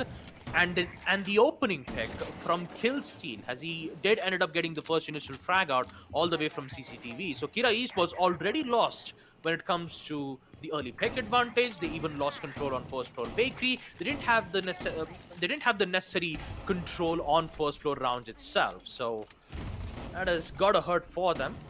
And on round number 3, I believe that they will fortify it one. They will fortify those mistakes that they've done in the previous round. Hopefully, because again, Kira, they're getting a bit too dicey in the way that they're playing a lot of these sidelines, so they need to be very much careful. That's a first initial band-aid trick.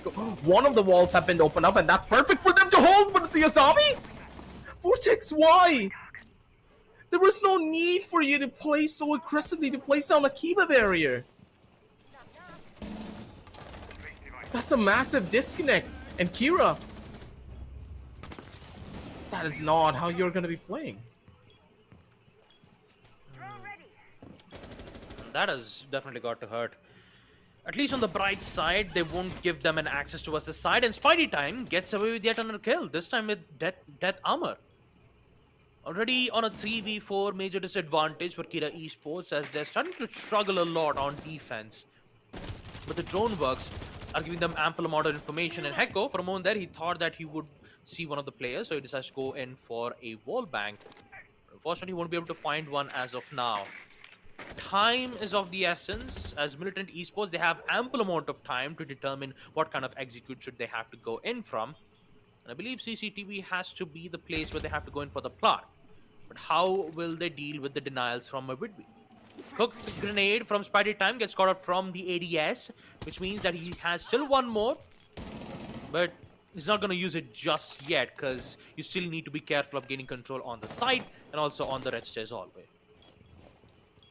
Ooh, he spotted out the gun barrel. He knows exactly where Spidey Time's going to be playing from. Here comes the smoke canister to try and slow down the player just a little while longer. Throv again holding down from the garage. He's not giving it up anytime soon. And this is what you would hope for. The positions are good and they're strong. The members of Kira, they're able to break through any of these attacking strategies that the side of Militants have in store for them. They're looking for that first initial kill, and it's all up to Spidey Time to try and find this. If Spidey Time is able to survive and go in for this kill, that's going to be perfect for them. But again, he's not giving anything away. None of the defenders are going in for these aggressive plays just yet, but still a throw in a mid-beat. Coming in down strong from the side. They get the frags, they get the kills, and the last one remaining will be the Yes, and he'll still casually gets a kill. He does get the first initial frag up. Timing is everything. And a throb, he's gonna be going in for the swing of the play, and he gets the kill regardless. Kill steal, he needed to pre-fire that corner immediately as soon as he heard the sounds of the footsteps coming in from the side of cash room, but still, he finds nothing. And Kira, they survive with the skin of their teeth, and this is not how the round should be going. Kira, all of these plays are down to the wire, and this is something that should not happen, especially when you have the defensive holds and you have done everything proper. They took 2 rounds, but in a way, was this really the planning that the side of Kira had in mind? No. Militants, they're straying away from a lot of the strategies that we know them for on the attacking side, and they're playing the clock down as well.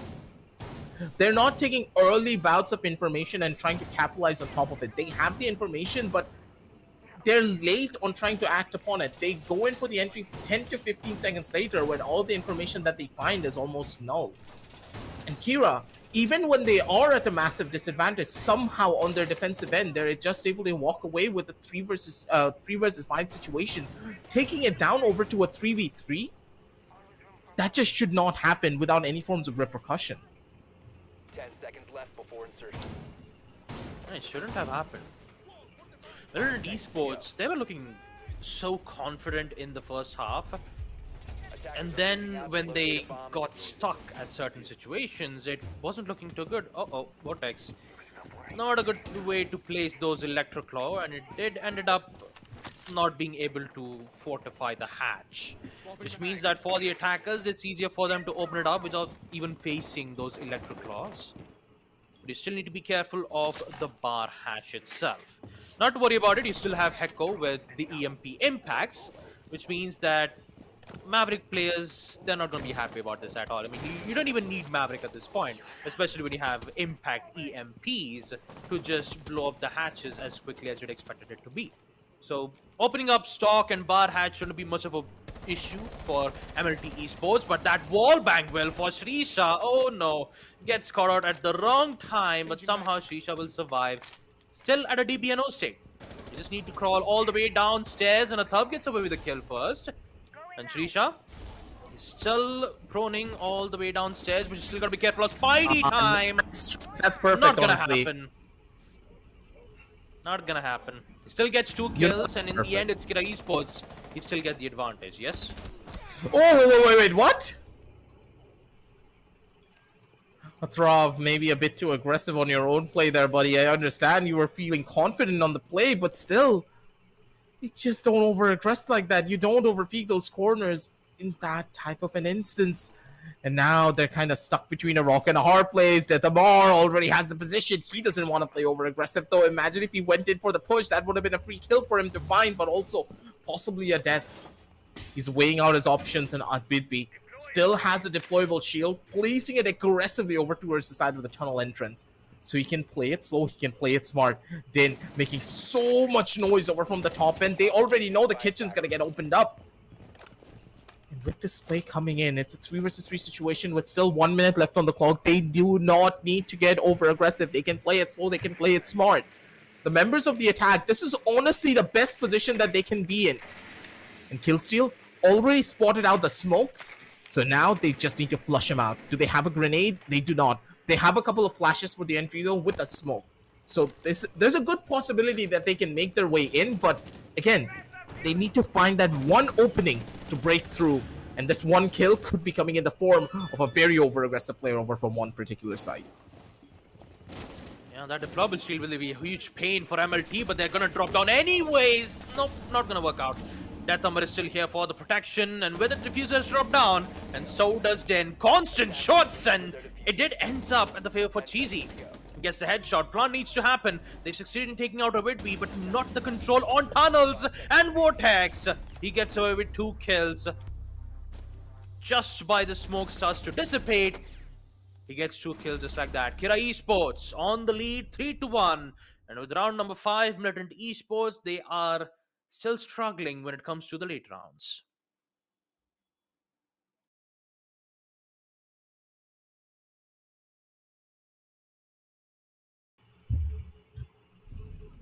For now, though, 3-1 on the Attackers need to board. locate and defuse bombs.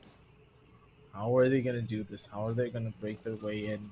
I understand, militants, you do not like the attacking side, but unless you get 3 rounds on the board, you're just not gonna get this one through. The turf has just been an absolute nuisance on their sides again and again. And the guy's been going in for such systematic plays as well. Yeah, sometimes he's a bit too over-aggressive for his own good, but that's completely fine. But now in this instance, as it's a gym side hold, Shrisha's gonna be the one playing on the castle. And you know how oppressive the castle can be, especially when you have the sheer amount of utility on the attackers being wasted to just break through a couple of windows. You just don't want to deal with that. Heko, though, on the other hand, will be present on that sledge, understanding that, hey, the castle's going to be coming into play. My sledgehammer will be a must-have to try and clear out this level of utility so that my other attackers and my teammates don't have to utilize their own util for it. But Heko, he's going to keep himself open for a lot of different C4 plays that could be coming in.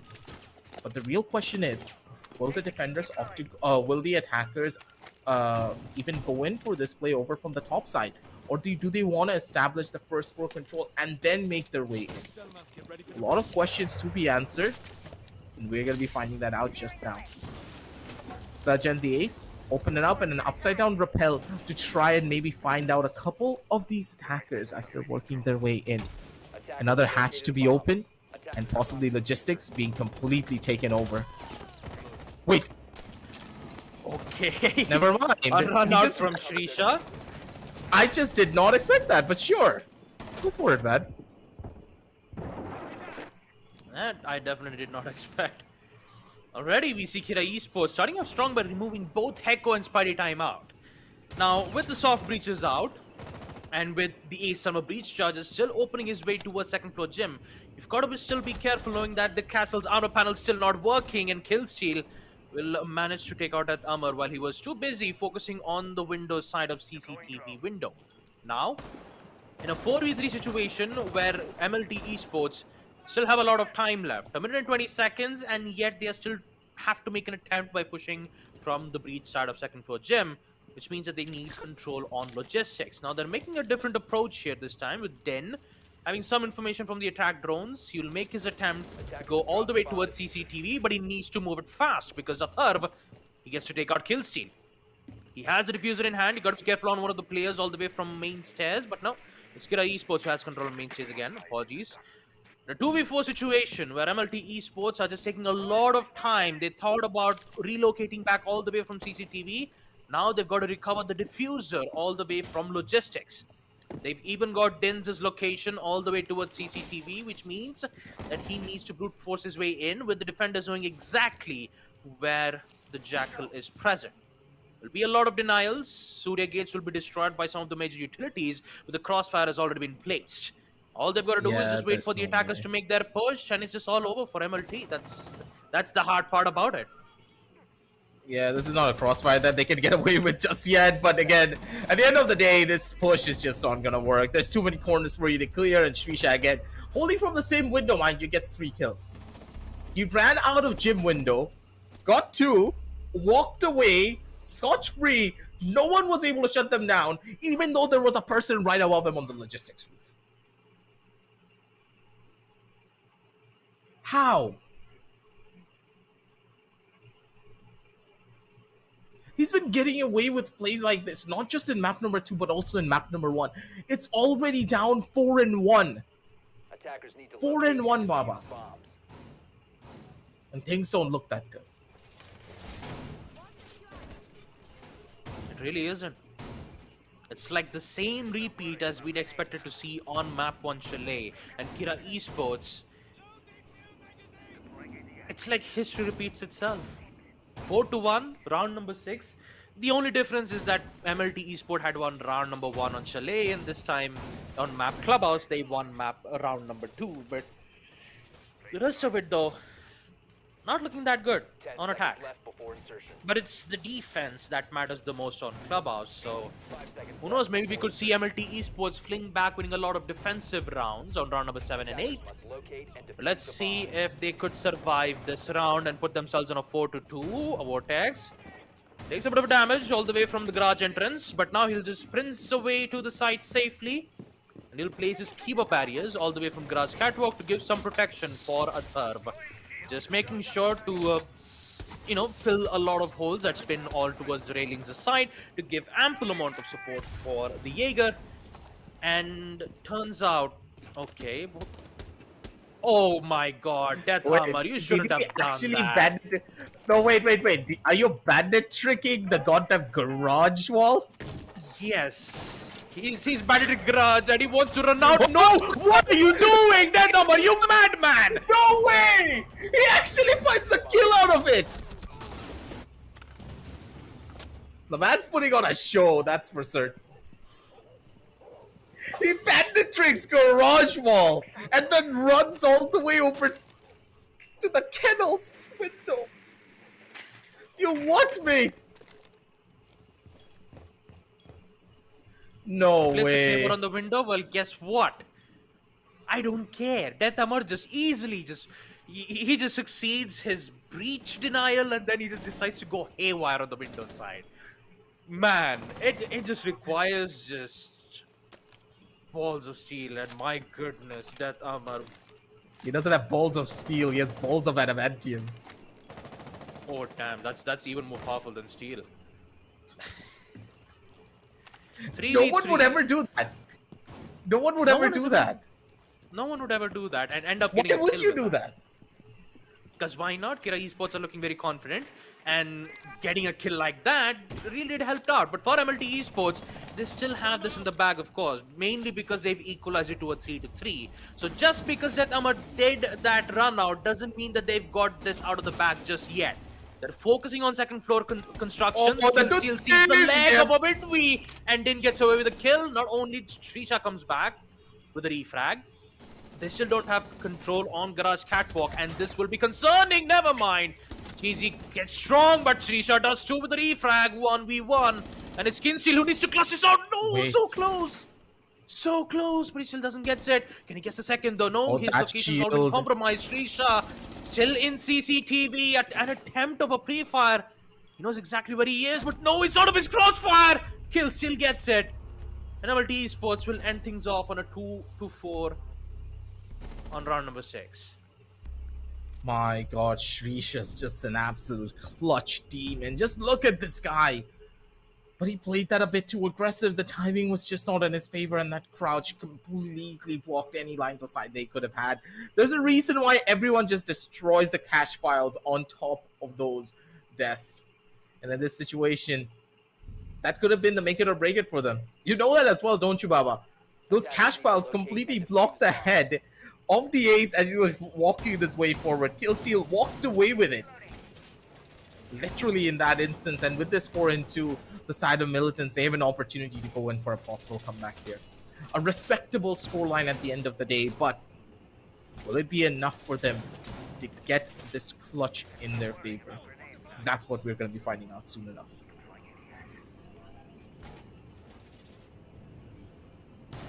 Well, at least on the bright side, MLT Esports has secured at least 2 rounds on attack, 10 seconds left. which means they can still make do on defense.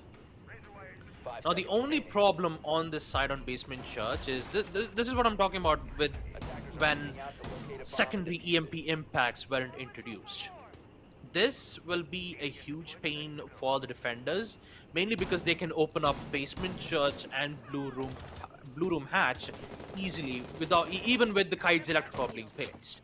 The only problem has to be Basement Kitchen Hatch. And the attackers from Kira Esports have decided to do this the old school way, and they want to make the same push, like a tunnel push, maybe on kitchen hatch push too, to ensure that they have majority amount of success on the execute. But how will they make do with this? You have 2 impacts from Heko, so if one of the electroclaws did get destroyed, they'll still be there from the arsenal room to deny most of the important utilities that's been thrown around from the attacker's end. Death Hammer, on the other hand, he'll be dealt some minor damage towards second floor gym, but he will be safe for now knowing that he has some information on his end. Oh, there's a lot of people Opening towards up. second floor gym, and Death Hammer, he might be able to get Oh, away with a wait a kill or minute. 2. No. Didn't get it. Didn't get it all the way Vortex from is gonna second be floor able to construction. equalize. And that's an interesting hold coming in from MLT Esports. Risha, he gets the first frag too, and also a refrag as he gets to take out Den. But there's a lot Mate. of contest being made from second floor itself. Look here, at the Preston. first floor. Look at the first floor. What? Diana's already in. Oh, this is bad. Has a Gemini in hand. He can gain all the information in the entire world. Shrisa's going to be able to find another kill over and towards the face of Killsteal, and that is a massive kill because now the multi is out of question, so the drones are getting a lot more room. Look at the level of control being made by Kira. They're already inside of cash room.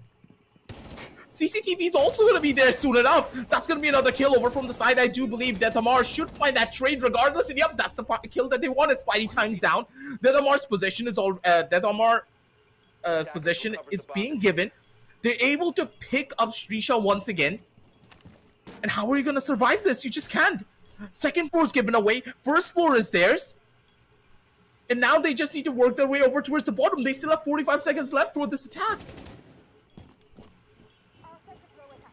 This has got to hurt for MLT Esports. Attackers have dropped the bomb. But at least time is on their side. And Kira Esports, they haven't removed the hatches just yet. And they're going to do it just now, having only 25 seconds. So Millitant Esports, they have this under the bag. They're not going to let them open up the kitchen hatch. This is looking good. Kira Esports, they are forced to go all the way down towards the main stairs. And MLT Esports, they might have a chance to win this on round number 7. Flashbang's been thrown around from the blue stairs. The second one, cheesy. All they've got to do is just wait, and that waitness is going to give Kira Esports the impatience. They're already in the side. They're going in for the plant. Cheesy's location has been compromised in a turf. All the way from main stairs, gets the final frag, and with it, Kira Esports gets away with another win on attack. A risky attempt for Militant Esports to put 3 players from second floor gym. Although they did succeed in not letting them open up the hatches, the man count was the only reason why Kira Esports got away a win on round number 7. And now they are closing even more to match point, series point on map Clubhouse in round number 8. Attackers need to locate and defuse as many bombs as they can.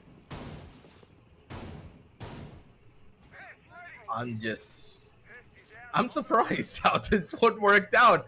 Again, Kira, they got that level of control in about 2 minutes. I was kind of worried at the end of the day because they used so much of their resources to clear out the second floor that first floor hold didn't really go down as the way they wanted. Iana made his way through in towards the sideline. That was perfect.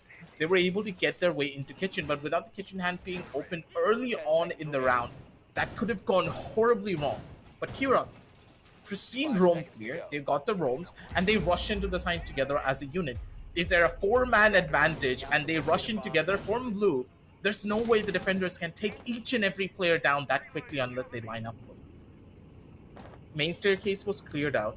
They went in for the double-sided pincer, and that was perfect. They played it beautifully from each and every end.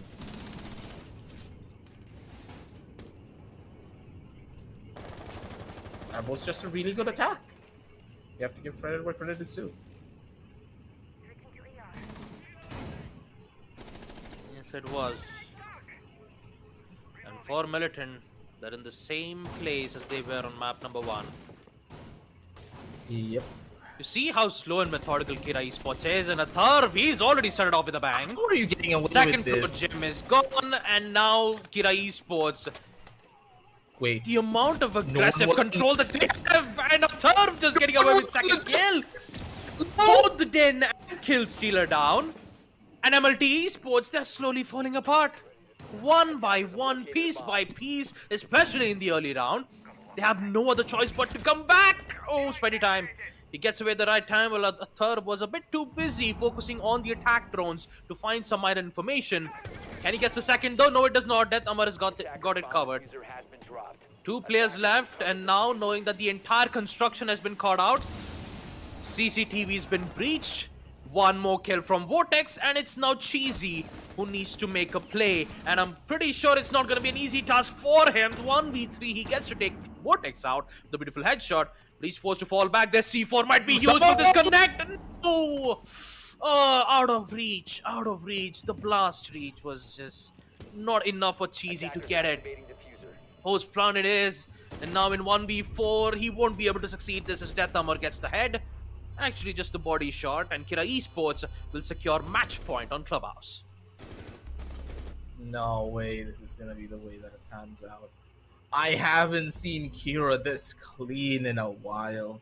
And you know that as well. I do believe they've gotten the practice time in and they have scrimmed their hearts out. Look at this roster. Have you ever seen them look this beautiful and this methodical in the way that they're playing in a while? No, you haven't. The members of Kira, they're playing for trades, they're setting up sidelines for each other. The drone work is incredible. And I love this. They're acting upon each and every bit of information that they find. And because of it, they're getting away with it. Flashbangs coming in the simultaneous fashion. One flash is thrown, and there's a small little bit of a delay before the second one is thrown. So that the players who do get caught out by the first initial flash, they get flashed again. Or even if the first flash doesn't catch them, the second one will. It delays a lot more of these aggressive pushes that could come in from the defenders to try and deny these type of side entries. It's just beautiful to watch in more ways than one. And the members of Millitant, they're just being shut down before they can get anything done. 5 seconds left before The round starts and it's already a 4 versus 2 situation before you can even say anything. The members of Millitant, they're just being corralled into a corner where they have no idea how to get out from. And there's a reason why we always say the playoffs is where the real game starts. The playoffs is where everything begins and everything could end for a team. Even if you have a strong run in the qualifiers, you just cannot give up or not try something new when it comes down over onto the playoffs, because that's where a lot more of these teams will start to take things to that next level.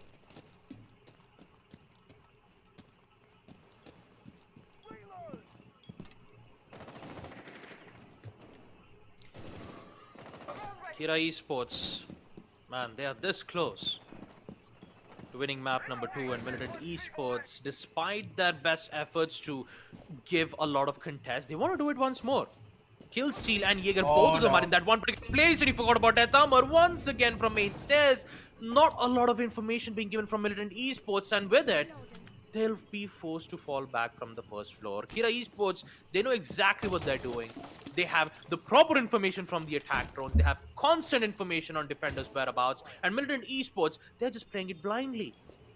They have no idea. They want to play to it accordingly, but this has failed to do so in the early rounds itself. So they've made a decision to fall back, and falling back is a good decision being made from Millitant Esports. If you have to make a final stand, then it's best to do the final stand at the site itself, because you'll know exactly what kind of pushes that the attackers will make. The only problem has to be the timing itself.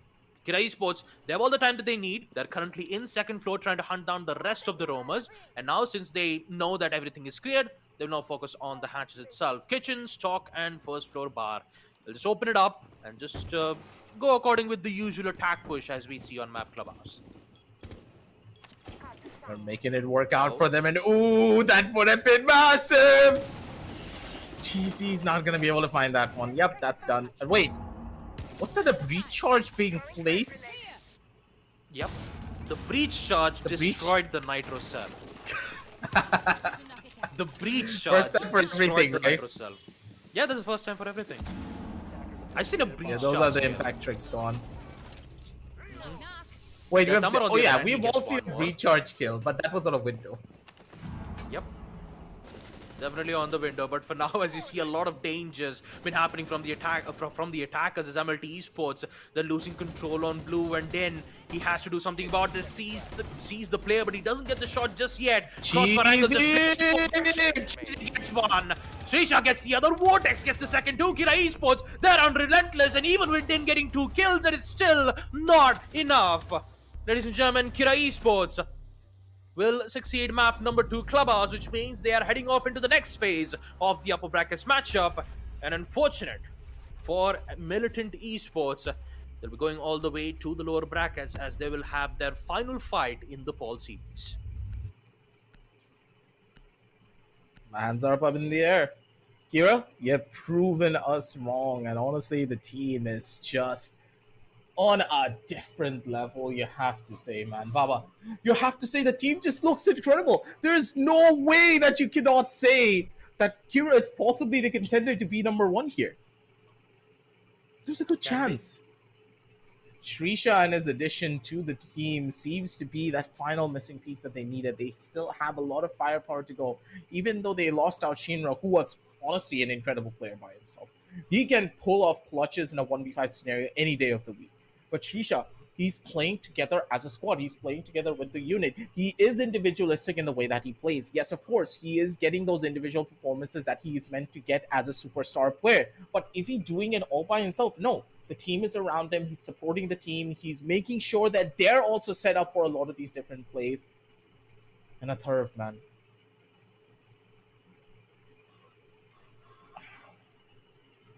I don't know what to say. Right? Like, this team was just incredible. Like, we're just speechless at this point. You cannot put into words of how beautiful the plays were from the side of Kira. And Atharv is popularly known for his initial frag outs. Even when he's on defense or attack, he always gets the job done when it comes to initial pick. And once he sees an opportunity for a kill, he definitely get it. He would end up giving the advantage that Kira Esports needs to survive. And just like you said, Shrisha, being an addition for Kira Esports, is doing a lot of help. That to going up against Militant Esports, although they did have their fair share of mistakes, Militant Esports, they couldn't get to succeed once again on Map Clubhouse, ending things off on a 7-2 score line, winning only 2 rounds. 2 rounds on attack. Sorry, 2 rounds on defense. Actually, no, I'm really sorry about this. 2 rounds on attack, and in second half, Kira Esports, they ended up winning all 3 rounds on attack as well in the second half. So, man, I've got to say, Kira Esports, they're looking very powerful, but the job's not done yet, right? They still have to focus on the second matchup, in which it will be Team Mercenaries, a Team Mercenaries matchup too. So I seriously can't wait to see what's going to happen on that matchup itself, and that too, Team Mercenaries was going to go up against Team Shaheens, which will happen at 8 p.m. The winner of that will have to go up and head off fighting against Team Kira Esports. So either Shaheens or Mercenaries, those teams are considered to be one of the most top teams in this region. So although Kira Esports, they did ended up winning up against Militant Esports, in which they didn't had a lot of problems dealing with them, both on map number 1 and map number 2. They still got to worry about the second matchup, which is going to happen right now, folks. And trust me, when it comes to the upper brackets matchups, things are not going to go as easier as you'd expected it to be. You're not going to expect, a 7-2 or a 7-3 in tomorrow's matchup. Tomorrow's matchup will be a fight to the death. Lower brackets matchup, especially lower brackets matchup. Team Uvu forced Hunters LO4 all the way to the deciders, and in lower brackets, you should expect the same thing happening from that matchup too. The same thing can be said for Militant Esports as well. Although they did had a lot of problems up against Kira Esports, we might see them fling back in the lower brackets. But for Kira Esports, well, I'm happy for them. They will proceed into the next phase. They don't have to worry about claiming 1 point. They can now worry about gaining extra points as they proceed further into the semis, or maybe all the way towards the grand finals to claim the spot. But they have a lot of work to do. Honestly, they're guaranteed a spot in the SA Nationals at this point. But now that they're guaranteed that, they're looking to get their hands on that prize money. To get 1,200 in the bank is not something to scoff at whatsoever. And for the members of Kira, they have set their hopes high for this. But for the side of militants, maybe revenge is where the entire storyline's at. It can happen at any moment. And honestly, in my eyes, from what I can see coming in from militants, they just need to work on their attacking side. Their attacking side just feels so disconnected, and it's kind of expected when you're a brand new roster. You're not going to be able to perform to that level now, will you? You'll make mistakes, you'll just be in a pretty rough spot. But in situations like this, the players, they have superstar talent.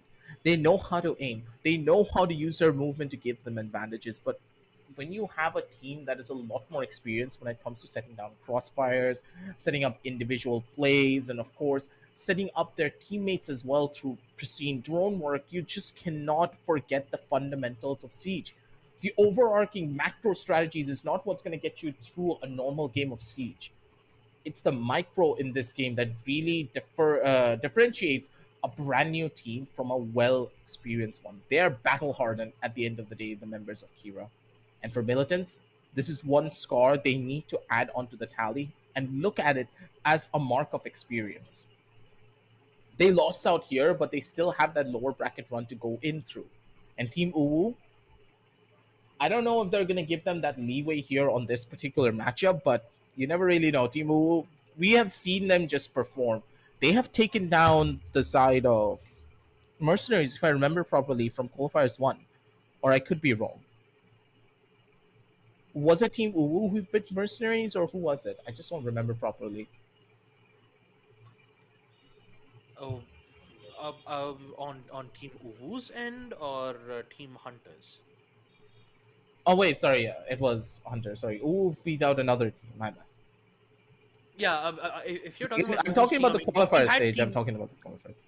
Okay, all right. I mean, we even did get to see Team Uvu on the Community Cup series too. I believe we got confused on both the Community Cup series is also Yeah, yeah, yeah. on the Pro Series fall. But yeah, on the qualifiers, Uvu, they did succeed to manage a spot in the first qualifiers itself. That's what I'm guessing. Yeah, on first qualifiers, Uvu did succeed, and Kira Esports, they qualified on second qualifiers, which means that Uvu were the one who did defeat Kira Esports in the first qualifiers to get the spot. And Kira Esports, on the other hand, they won qualifiers too without facing any issues from their end. So Team Uvu, they are a team which really puts us a bit of curiousness towards us, you know. I'm always curious from Team Uvu's end, mainly because they did defeat Kira Esports on first qualifiers. They even went all the way to deciders when they went up against Hunters LFO, and now we get to see that match that might happen on the upper brackets, but currently Uvu is in the lower brackets where they have to face off against Militant Esports. But taking a look at the match summary itself, Shisha, 12 kills, 100% cost, and 2 initial kills, not being able to lose a single one of those initial gunfights. Thurb, on the other hand, he is the top in the region, man. 11 kills, 90% cost, and 2 Yes. initial kills at that too. Militant Esports, on the other hand, 8 kills to Cheesy, 6 kills to Spidey Time, 80% and 70% costs, but in the end they did what they had to do. But when it comes to a competition like when it comes to a competition like the Pro Series Fall edition, everything is on the line. This ain't the Community Cup, folks. This is Pro Series Fall, and the winner for the series will receive a hefty prize pool, and including 10 points for the SA Nationals. SA Nationals is a big deal, and that's the main reason why we see Kira Esports making sure that they would not make any mistakes. And the same thing can be said for Militant Esports, which unfortunately didn't get the best of it, and now they're heading off all the way to the lower brackets. And there you go, the results of both of the matches: 7-1, 7-2. Kira Esports, they are definitely not backing out just yet, folks. Yeah, not anytime soon. Give them a chance to just try and figure things out because they still have that opportunity, make that lower bracket run happen, and just prove us wrong that yes, we are a brand new squad, but we still have the talent to make it through even if we have to scrape by. We've seen a lot of historic lower bracket runs coming in from a lot of these unknown teams, but we don't really know just yet. Let's head on over towards the brackets to see exactly what the overarching storyline has been for each and every one of these teams. And as you can already see, the members of each and every side, they're playing it quite well. Team Uwu taking a pretty hefty loss right off the bat on the very starting edge of this, but still taking Hunter's LFO down one map. Now, that is something that a lot of teams cannot really boast about. Won't Stop Peaking also being able to take their own win on a 2-0 scoreline, facing off against Hunters. Maybe a match that Won't Stop Peaking won't be happy about. Hey, they can prove themselves on that one now, can't they? We've already seen this. Kira's going to be able to take that win, and they will be going up against whoever wins against Mercenaries versus the Shaheens, which will be happening soon enough, ladies and gentlemen, on the 7:30 p.m. game. Don't go anywhere because that's going to be a match that you just do not want to miss. Yep. You definitely don't want to miss that matchup because it will be a fun time for both us, the casters, as well as the audience. But for Mercenaries and Shaheens, it's a fight to get the spot, and they'll do whatever they can to ensure that they would have a maximum points to secure the spot in the SA National qualifiers. But for that to happen, we just need to go in for a lengthy break, mainly because the match for both Shaheens and Mercenaries will start off at 8 p.m. So make sure to get yourself prepped and ready for that matchup. Until then, we'll be taking a break for that. Stay tuned.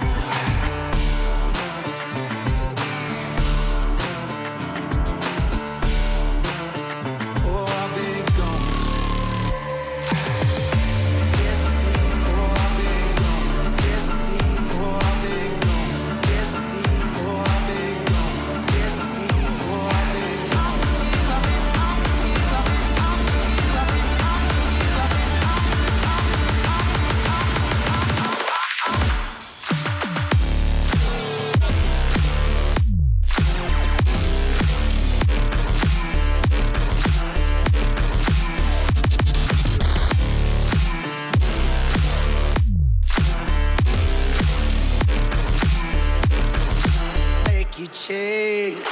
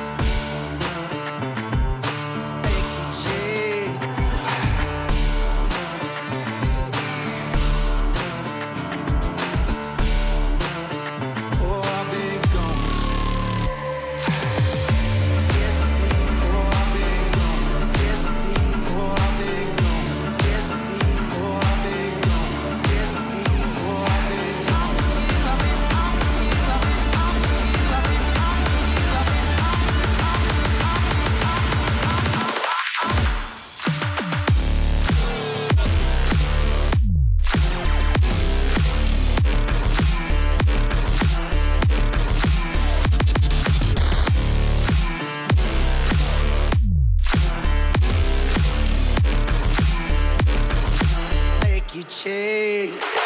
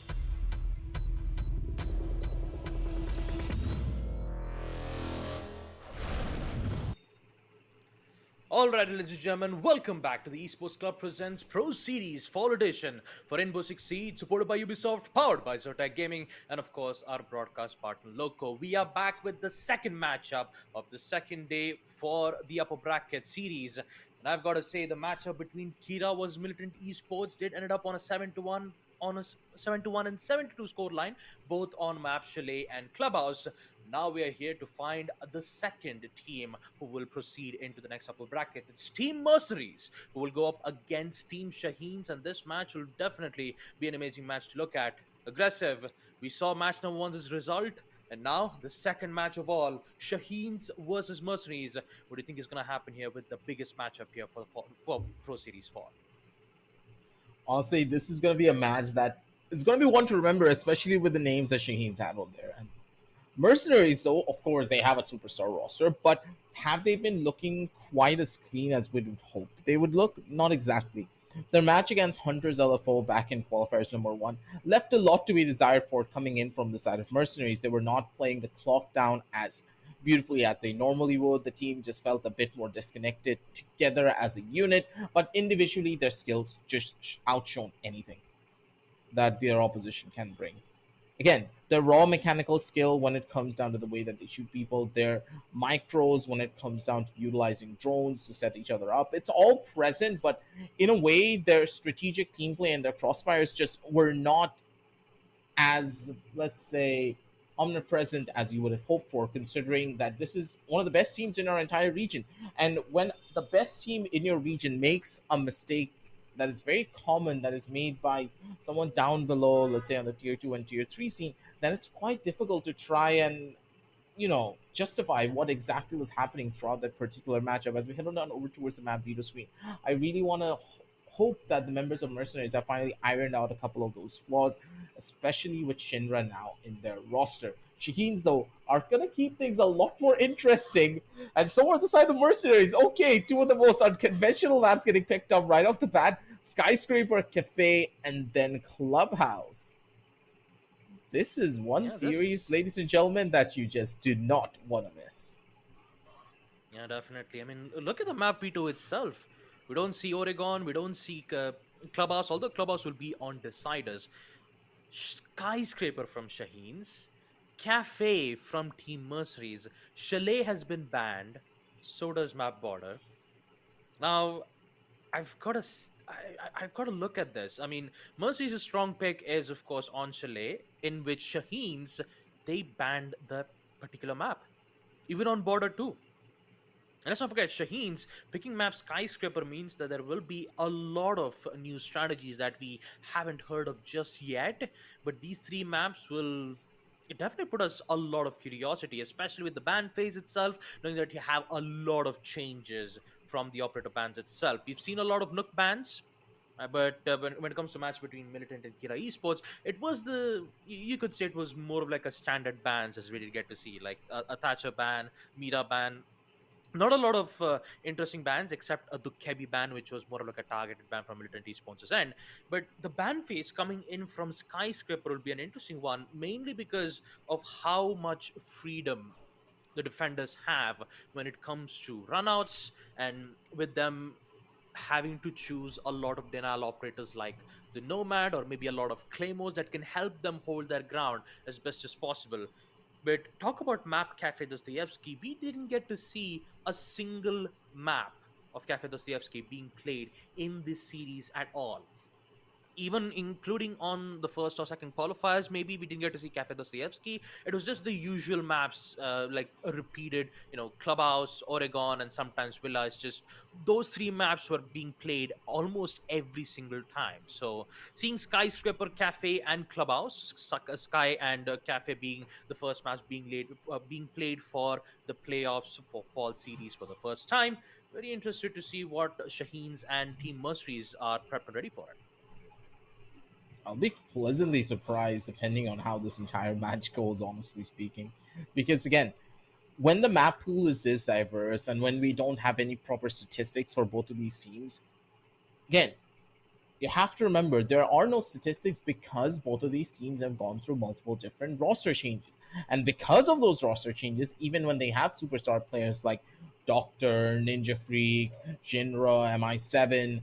There's so many different variables that could be coming into play just because of the map picks alone.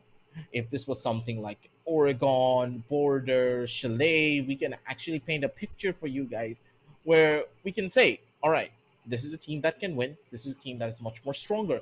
There's a storyline behind the team. There's some history on that particular map. But for both of these, my hands are up in the air, and we have no clue what to expect from either one of these rosters, especially on the map of Cafe, because Cafe historically banned out primarily due to one reason. This map is very difficult to get a good grasp and control over if the site is over on the first floor. If it's a kitchen site, can you really get away with it that easily? Not really, because unless you clear out the second floor, the first floor, you establish strong control over onto mining, then you can easily enter onto the site, correct? There's so many different avenues that you need to take control of as an attacker that the defenders just have a strong foothold over on that particular map. But Cafe now being picked up by two very prominent teams, one of the best in the entire region.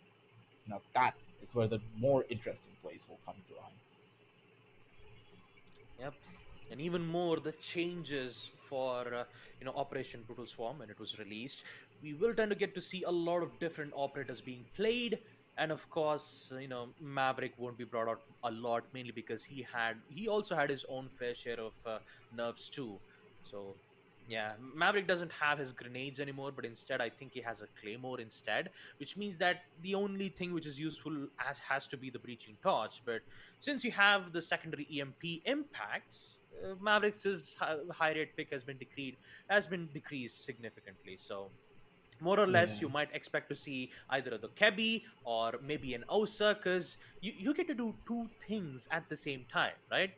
I mean, like, breaching torch and grenades are mainly used to just destroy something which is nearby towards the reinforced walls, and then you can open it up easily with the help of another hard breacher. So when you have true. the Kebi, when she can also do the same job, but instead of using the breaching torch to open up lines of sight, you can still use her main ability that can give a lot of information for the players. Or you can just bring in the Osa, have the bulletproof shield, and whenever you use the secondary breach utility as a secondary EMP impact, you can just help them and provide more support in the near future, which in fact True. cements the ground for these certain operators. So you're Mhm. not going to see a lot of hard breaches bans, except we might see some certain bans which could technically disable some of the operators which has the secondary utility for the EMP impact. So operators such as like Osa and Dokebi might be on the rise,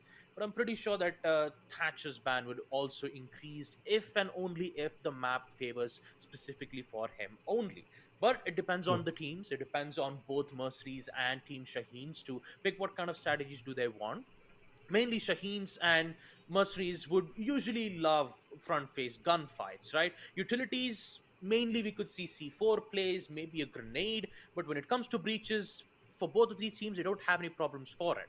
It's just the True. majority of initial peaks that either Doctor would perform or from Hasib's end. So currently, we're just waiting for the teams to join in, and when the time is right, we will definitely not waste any time at all and just proceed with map number one, Skyscraper. So Skyscraper, knowing about the map itself, we haven't seen any new strategies as of now in South APAC region, and maybe we might be able to see a lot of new things, especially from this matchup, which is about to start in a few minutes or so, folks. So don't worry, you guys have to just wait for like at least 5 or 10 minutes. The players are getting readied up, and when the time is ready, we'll be able to join in. Yeah, you just have to wait a little bit. But again, Baba, going back to the point where a lot more different operators are now finally getting the limelight that they deserve. And I really do believe that's primarily due to grenades just being a lot more rarer for the attackers. There's not really a lot of different operators that have frag nades anymore. Before, you just look left, you look right, there's like 5 different operators that have frag nades that are still in the meta. Now, it's only a handful. Who are they pretty much? Nook, Sledge. A lot of operators have Who removed their frag else? grenades. Yeah, Yeah, exactly. Who I else is there believe that is in the meta? Maverick used to have grenades. Now Maverick doesn't have that. Finka Exactly. had grenades. She's been substantially nerfed to the grim. You know, Uh-huh. Gone 6 is gone. So does the frag grenades. The only thing that Finka has is the LMG, The which adrenal has surge. 100 bullets, and the adrenal surge, which can at least help them Even the steadfast their LMG is recoil, not that but good not a anymore. lot. LMGs, Yeah. LMGs has been substantially increased a lot, especially with their recoils. But let's just focus on There map is number someone one, left. folks. Skyscraper is in, and with it, we'll just proceed with the ban phase itself. And yeah, talk about the operators who has certain grenades. I'm guessing the only operator that has grenades has to be Sledge and Nook. The rest of the attackers, I don't have any idea about it, but yeah, nonetheless, I think that's the only two attack operators who has grenade as of now. Here we go.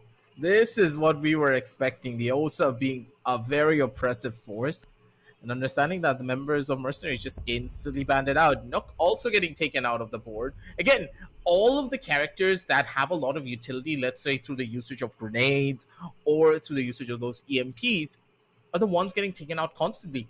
And both of these teams, they're on equal footing when it comes down to their skill level, and they understand how strong these operators can be. Why do you need to worry about a Thatcher as much if he doesn't bring a lot of different plays with his secondary? His primary gadget being being his own EMPs, it's very powerful. Yes, it gets the job done, but what does he do after that? Not much.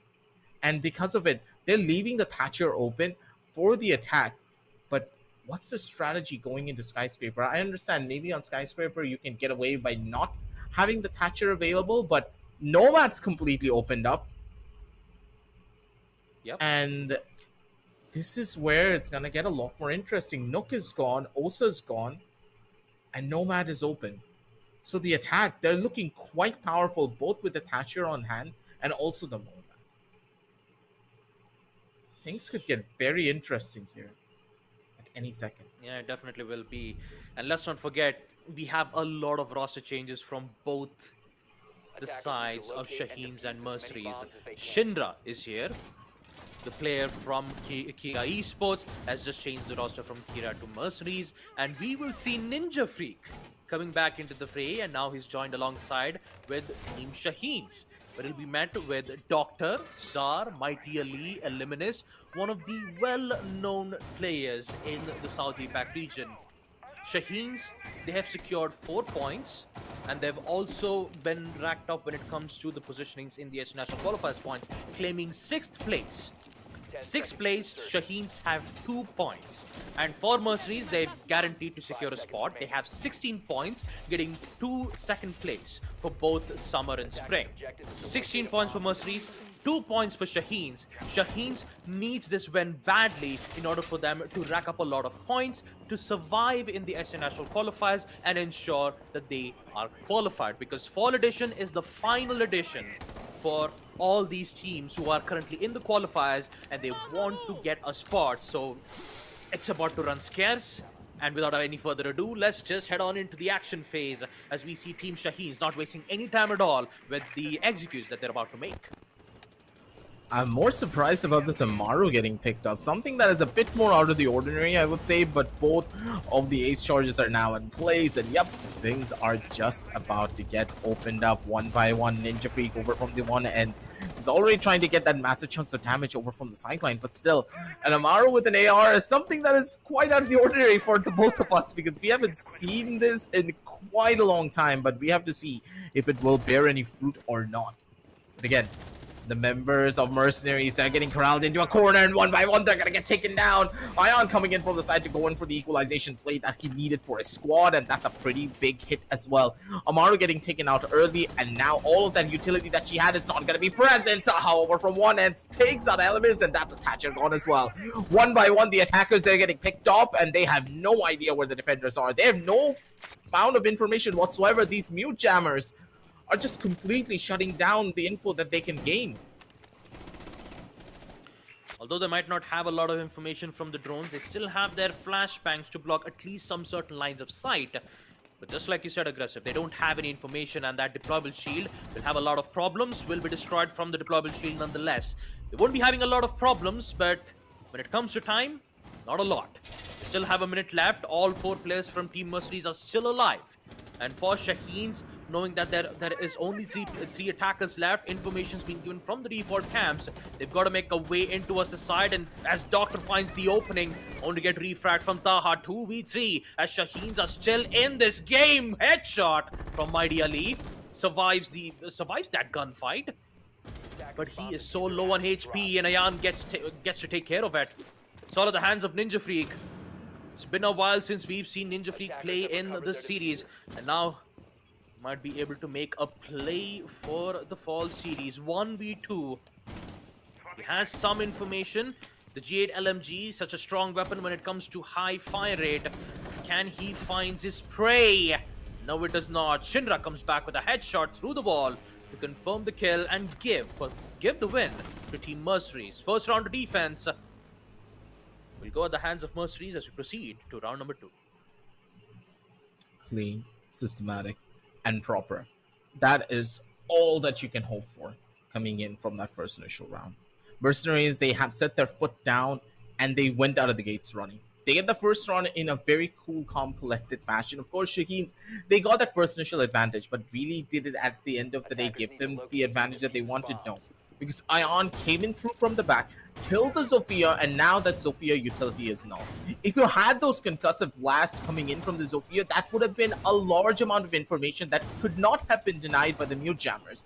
And the fact that they did not have that, they were information dry, their drones really got nothing done. The members of Mercenaries, they just sat in their own defensive corners looking pretty. You can't get away with anything like this unless you have something to clear out those levels of utility. It's rough and it's tough, and when the going gets tough, the tough need to get going, and for Shaheens, this is where it all needs to start. 5 seconds left before Pretty rough first round, but I do believe now with the Nomad getting picked up, things will be a bit more systematic and different. Of course, they did not pick up the Thatcher this time around, so the Lion's gonna be swapping over to the EMPs. This is where things could just get very interesting, because now that the Lion has those Lion scans ready with the EMPs, a lot of aggressive pushes can be done as soon as the walls get opened up. But the real question is, will Shaheens work their way into the map, or will they be opting for a much more of a fast rush? Because in my eyes, if you allow Mercenaries to take control of too much of the map, doesn't matter who you are, doesn't matter how fast you can rush in, you're still gonna lose that gunfight.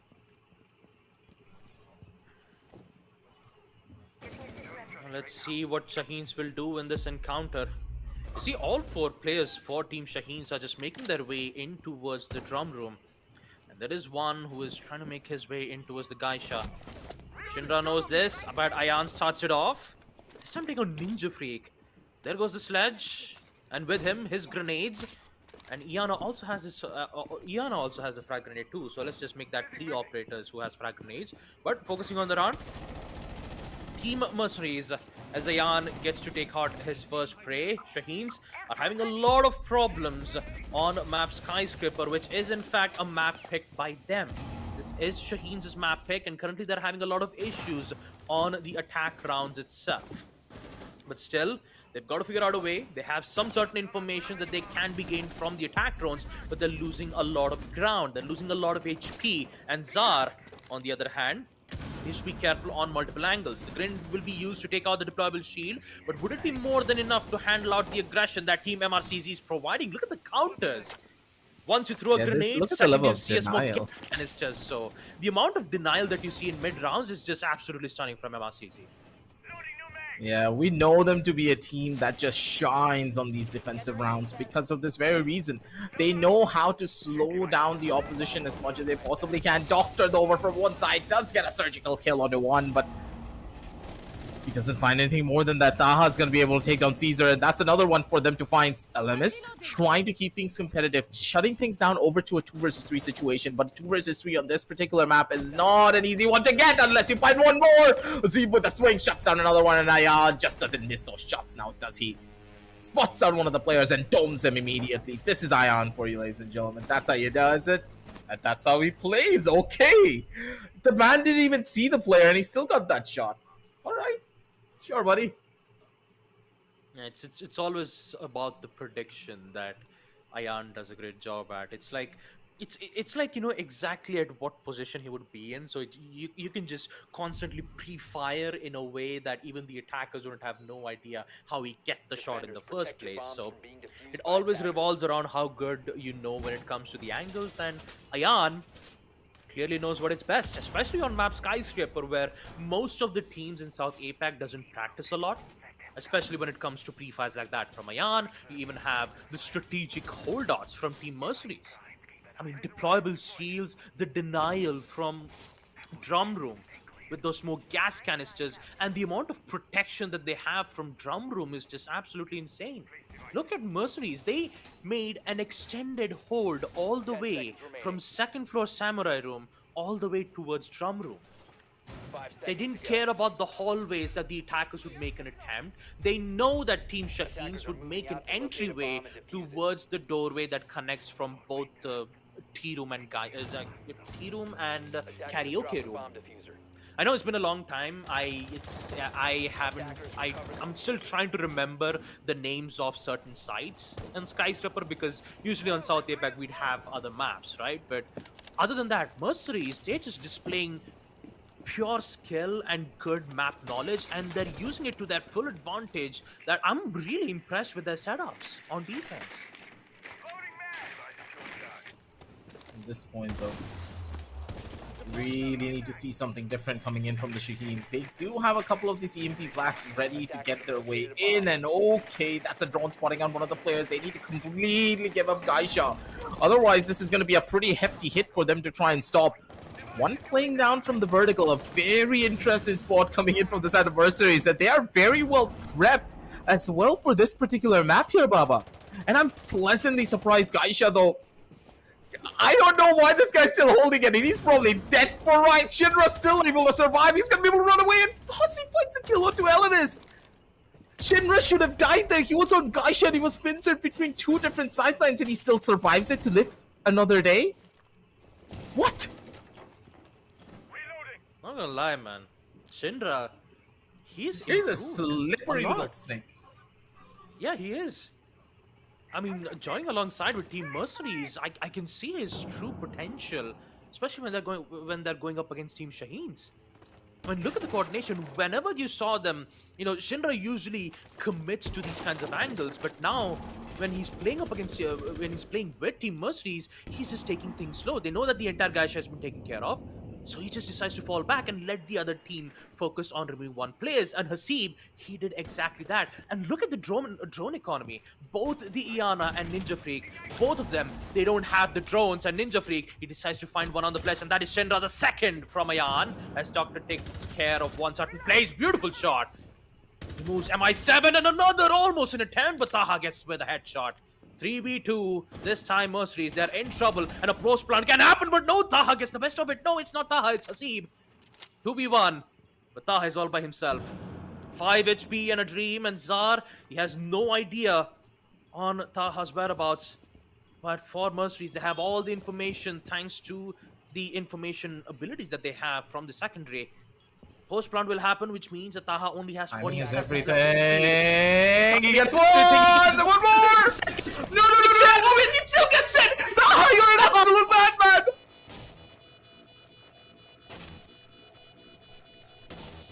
Bomb diffuser disabled by My defenders. goodness, Taha! Defender mission successful. What an upset!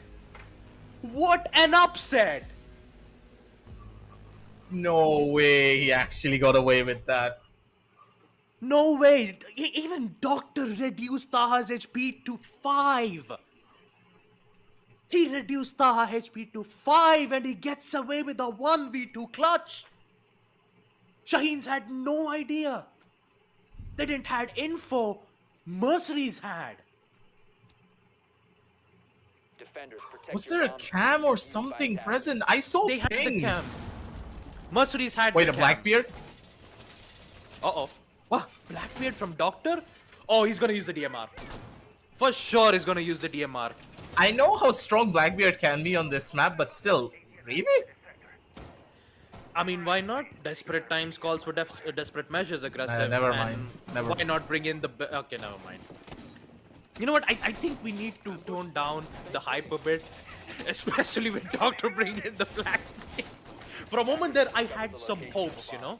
10 seconds. Usually Blackbeard doesn't get picked a lot most of the time, 5 seconds to and you know, in this region it's usually either Tsukushima Goat or Doctor. Tsukushima Goat being the an impressive player who loves playing Blackbeard and Blitz on attack. Apparently for him, we don't get to see him play much though. I mean, he is in Mahadi Esports as of now, but yeah. Anywho, let's just focus on round number 4. With Doctor swapping out from the Blackbeard to the Lion, because why not? He roars like the Lion, especially with the help of his EDD scans. E1D. E1D. You always get confused with both the EDD traps from the Capcan and the Doc, but actually the Lion. Anywho, first frag is in, and it's MI7. It's Sledge. That's the second time Ninja Freak has been eliminated. That is not good from Oh Shaheens. my god, Shinra with the pre-fire nearly catches out Caesar, sorry.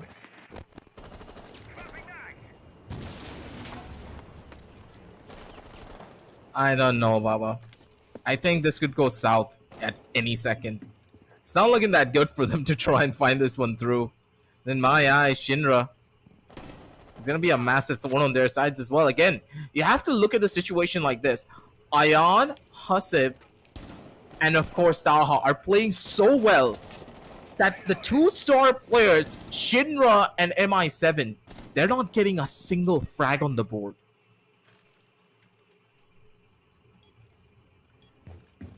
Yeah. I mean, on the bright side, you could say that Shinra and MI7, both of them, are doing an exceptional job when it comes to holding their ground. You even saw Shinra, right? When he realized that the entire Gaisha has been compromised. Wait a minute, aggressive peek from Shinra. Oh, just fall back. He has some info, and I think it would be best to not go in for a peek once again. And Ali, on the other hand, succeeds in removing MI7 out.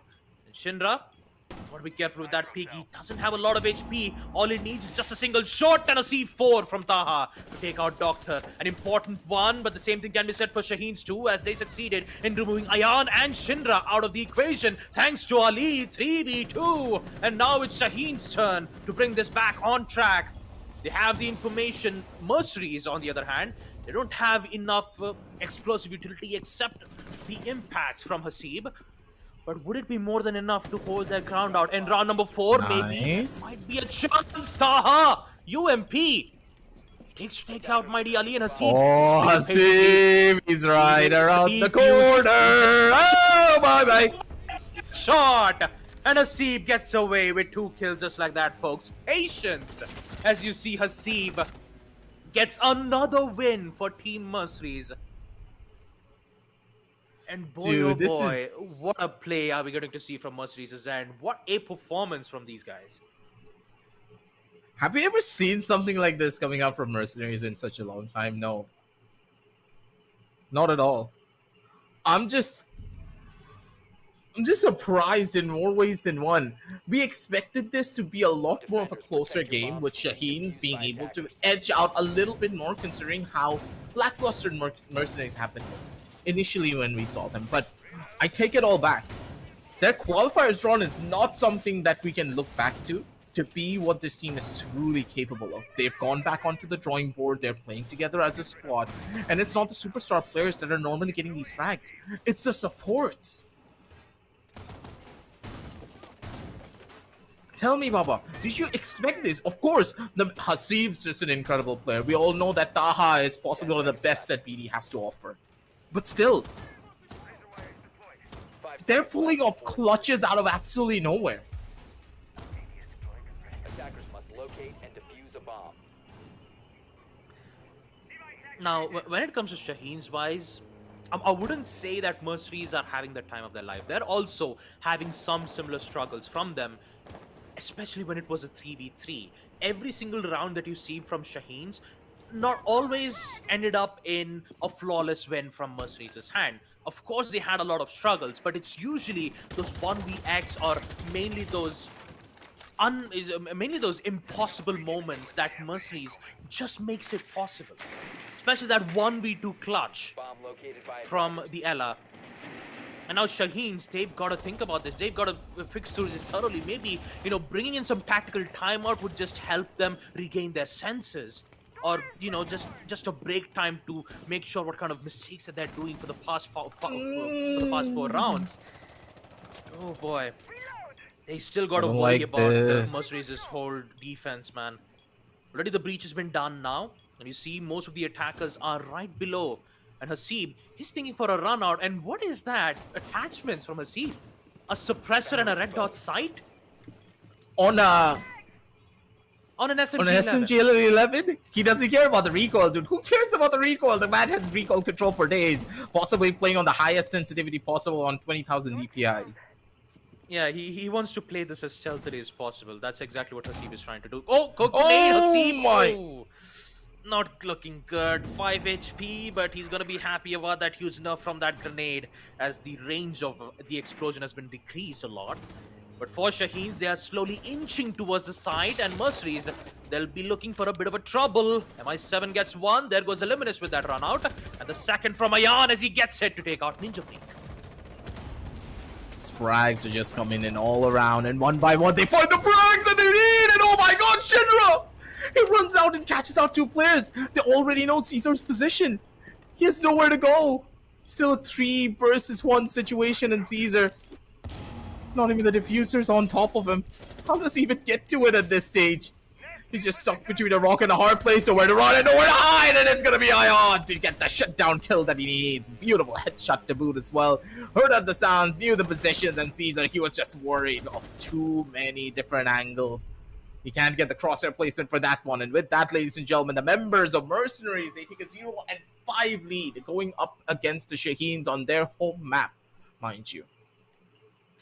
Mercenaries, Man, they're looking to get a 6-0 and a possible 7-0 for this entire first map. And if this is how it ends for Shaheens, that bounce back onto Cafe will be very difficult. Attackers need to locate and defuse as many bombs as they can. Especially with Mercenaries winning 5 rounds on defense. Oh boy, what is happening? How was getting away with kills like that? Oh no. Disconnect from Doctor. I don't think a rehost or maybe a pause will be requested. Yeah, there you go. A rehost will be requested from my dear Lee's end, which means it's been confirmed since it's in the prep phase itself, which means that we have to go back to our caster's cam. Rehosted is at the hands of Team Shaheens, with the end results of the first half being 0-5. Shaheens are yet to make a win on attack, and my god, have I never seen Mercenaries be ever so dominant on a map like Skyscraper, which is in fact a map picked by Team Shaheens. Skyscraper, it's their map pick, and somehow Mercenaries, they get away with kills like that. 5-0. High likely chance that this first half might end up in a 6-0 flawless first half win. That can happen. It's very much possible. We don't really know just yet, but again, with this rehost coming into play, think of it like a different tactical timeout. A much more longer tactical timeout that they can use to break the momentum of the side of Mercenaries. And maybe with this, they can finally recollect themselves, and Shaheen, they get that first round on the board. One of the most crucial rounds that you can ever get as a team is that first initial round that you can just snowball into a lot more if your team is mentally prepared for it. But the real question is, as individuals, we always talk about a 0-8 player getting that first initial kill and then the comeback happens. We've seen that quite often now, haven't we? But then again, we really need to try and highlight one of the other key important factors as well.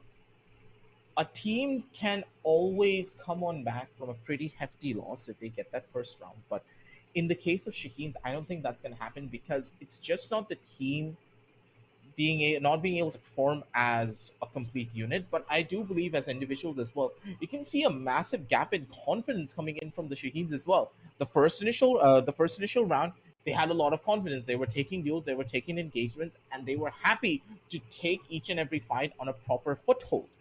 They knew what they wanted to do, and they were peeking each corner with the intent to kill. But now they're being so scared that they're allowing Mercenaries to just run on over them completely. Shinra, a person that loves to go in for constant runouts, is now not being shut down at all. If you don't shut down Shinra, he's gonna have too much confidence and he's gonna start taking swings, taking duels, because he knows his team is winning. Even if he dies, it doesn't matter. If players like Taha, Hasib were constantly going in for clutches and getting away with all of it. You have MI7 on a perfect anchor role as well. And no one's even coming close to MI7. The man has what? Only one kill in the last 5 rounds, which is saying something because MI7 is always the one who's on the top of the board for mercenaries, but that's no longer the case. All of the supports are rising up to the challenge and taking everything under their own into their own hands. And if this is how it goes, anything could happen here, man. I'm pleasantly Yep, it surprised mainly all around. has I think it mainly has to do with the mercenaries, especially when it comes to support roles like MI7 and Shinra. They usually make some, aggressive plays, but this time it's usually Team Shaheens who are mainly focused on removing the anchors first. Like, say for an example, when you see Hasib playing smoke most of the time, the main reason why they want to remove Hasib mainly has to do with the perfect timing that he uses with the smoke gas canisters, because if they don't remove smoke quickly, and once they are in the late phase where they have to head in towards the side, they don't have any other choices but to wait, or they take constant amount of damage, which is easier for the smoke to use his SMG 11 to remove one of the players very quickly. And because of that, they tried to do the different method of seeing that whether if they could catch up one of the anchors or rush to the support roles, so that they could have an easier attempt to head in towards the site. But eventually that did fail, mainly because of how greater they are when it comes to knowing at what position that the attackers might come in for the surprise attack. Shaheens, they tried they tried a lot of different methods. They used the vertical lines of sight. They tried to brute force their way all the way towards the tea room. Unfortunately, that did not work out, mainly because you had Shinra and one of the players, Taha, I believe, was holding all the way towards drum room, and the site was on second floor. So the majority of the sites that you see from mercenaries, they have placed half of the map on an entire lockdown. Although they can enter into the building, that does not mean that they don't have control of the main choke points that the defenders have current control in, and that is towards the drum room. The Yeah. attackers have constant control, and because of that, Shaheens are having a lot of difficulties, which in fact makes them lose a lot of time. And when they reaches to the site, they only have 1 minute left. What can you do in a minute left, knowing that you've lost a lot of players in the team? You got control of the drum room in almost around like 2 minutes, and once you head in towards the site, you're just waited for a Hasib with a red dot sight, a suppressor, and three smoke gas canisters that will just not let you in. He's technically like the Gandalf. He just stands in the middle of it and he says, "You shall not pass." I think that was a very bad representation of Gandalf, but only It that's was, but it's technically what fine. Hasib did. Yeah, It he's technically what doing that Hasib most did of it. in the side itself. But yeah, all in all, MRCZ, the amount of setups that they did for the past 5 rounds is just so well done. The coordination All just around. works symphony and harmony both at the same time. And for Shaheens, it's very difficult to counter that. I completely agree. Shaheens, they just looked lost in that particular entry. But again, I do believe that they were not prepared for mercenaries to be this well rounded in that end. Again, this is Skyscraper, a map that normally the members of mercenaries don't like to pick up and they try to avoid quite often. But the fact that mercenaries have this many defensive setups, already given, considering the amount of lines of sight that they've created early on in the round before the entries even happen. Players are playing from the first floor. They're creating lines of sight over onto each and every window the attackers can push in from. And when you have something like this already prepped up and ready by the defenders, how do you even want to take the entry? That's the thing. They have not really even got an entry to any of these sites or any particular choke points that are very powerful for the map of Skyscraper throughout these 5 rounds, except for one where they nearly got the plan down and Hasib just completely went in for a shutdown. That does not work like that. Again, I have no idea how this is happening because historically the members of mercenaries, they did not like this particular map. This is one map that is rarely ever picked up for them.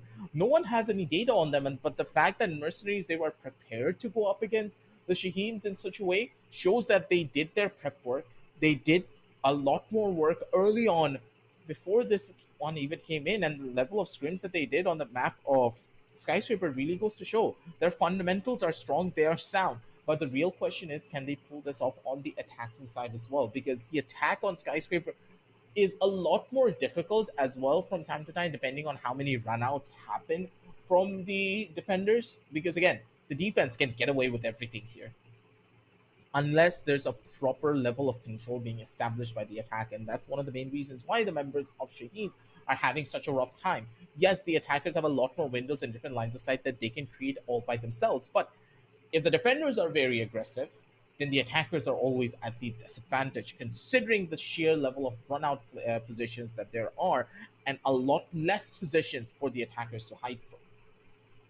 I really want to see how the second half will go, but again, the second half, it's going to take some time to prep everything up. I do believe that the doctor is having a lot of technical difficulties from his end. He's trying to join in as fast as he possibly can, ladies and gentlemen. Not much that we can do, but I have to thank you all for just staying with us because, hey, I'm quite happy to see more than 45 people are watching this entire stream. Welcome to Rainbow Six Siege. Yep. And make sure to check the It's links been a down below in the while. description as well. Zotac gaming cards. You don't want to miss out on any of those deals. Yep. And also, you can check out the game Rainbow Six Siege, especially with Brutal Swarm. Everything link is in the description below, folks. So just go ahead, check it out. But yeah, for now, we just have to wait for the side of Team Shaheens to get back in the lobby so that we can proceed with the matchups. And when it comes to the history between Team Mercenaries, Doctor, he used to be on Team Mercenaries, and I still remember that Team Mercenaries used to compete in the international grounds where they had to go off and have a huge face off against one of the most well-known teams in the entirety of APAC. I mean, we did get to see them go up against Fnatic, in which usually didn't work out well from their favor, but we've seen a lot of matches where Team Mercenaries have good amount of exposure and experience on the international grounds, and you could see that when they're going up against Team Shaheens, right? They know exactly what to do, what kind of strategies do they have to go up against, and you could say that Team Mercenaries is a really good team.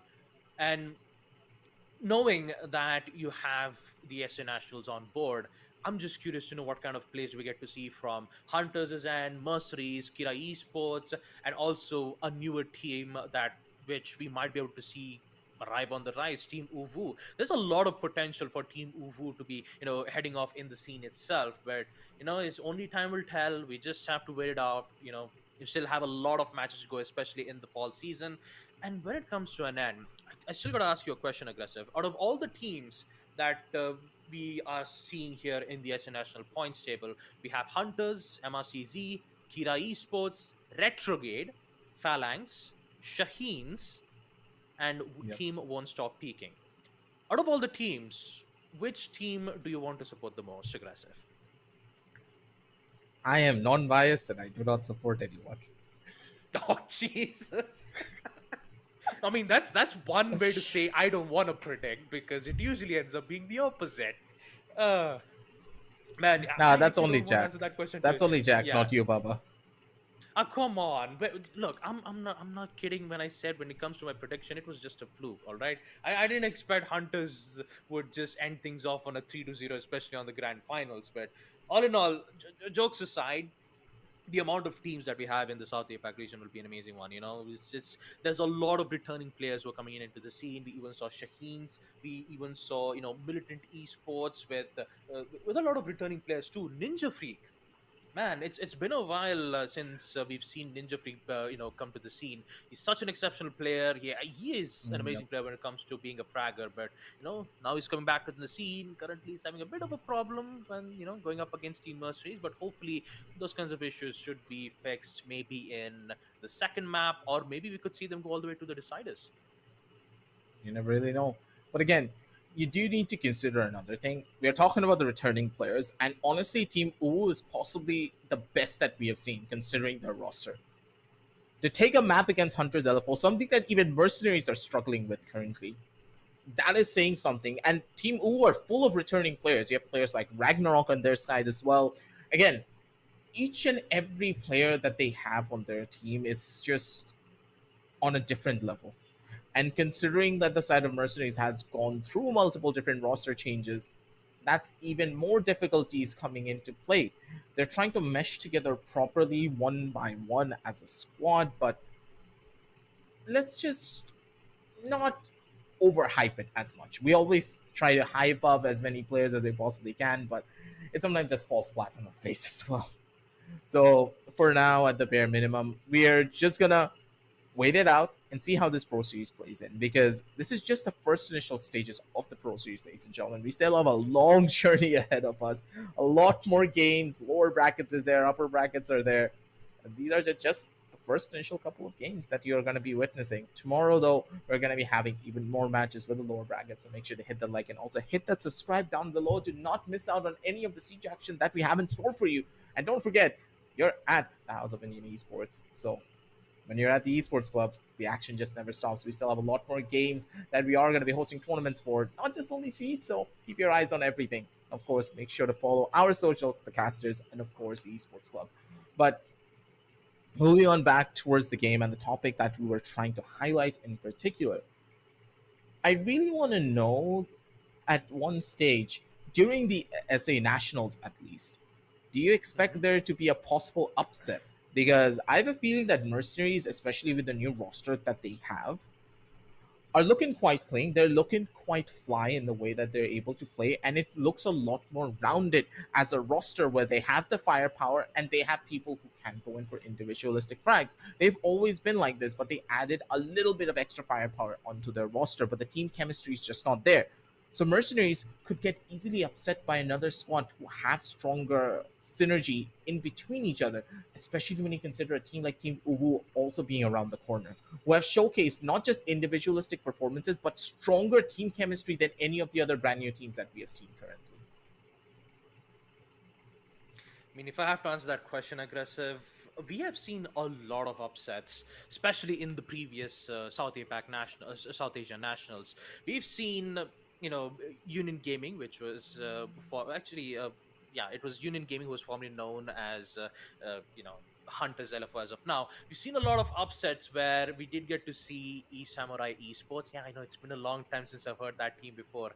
Samurai had defeated Union Gaming, and they didn't let Union Gaming have the spot on the SA National. So there was a lot of situations where we did get to see either MRCZ not being able to succeed in the qualifiers, or maybe Union Gaming, L2K. There was a lot of organizations where they did make a huge amount of upsets between MRCZ and Hunters LFO back in those days. But now, as we talk about fall series and with the future SA nationals, expect a lot of upsets. Mainly because you have Team Uvu.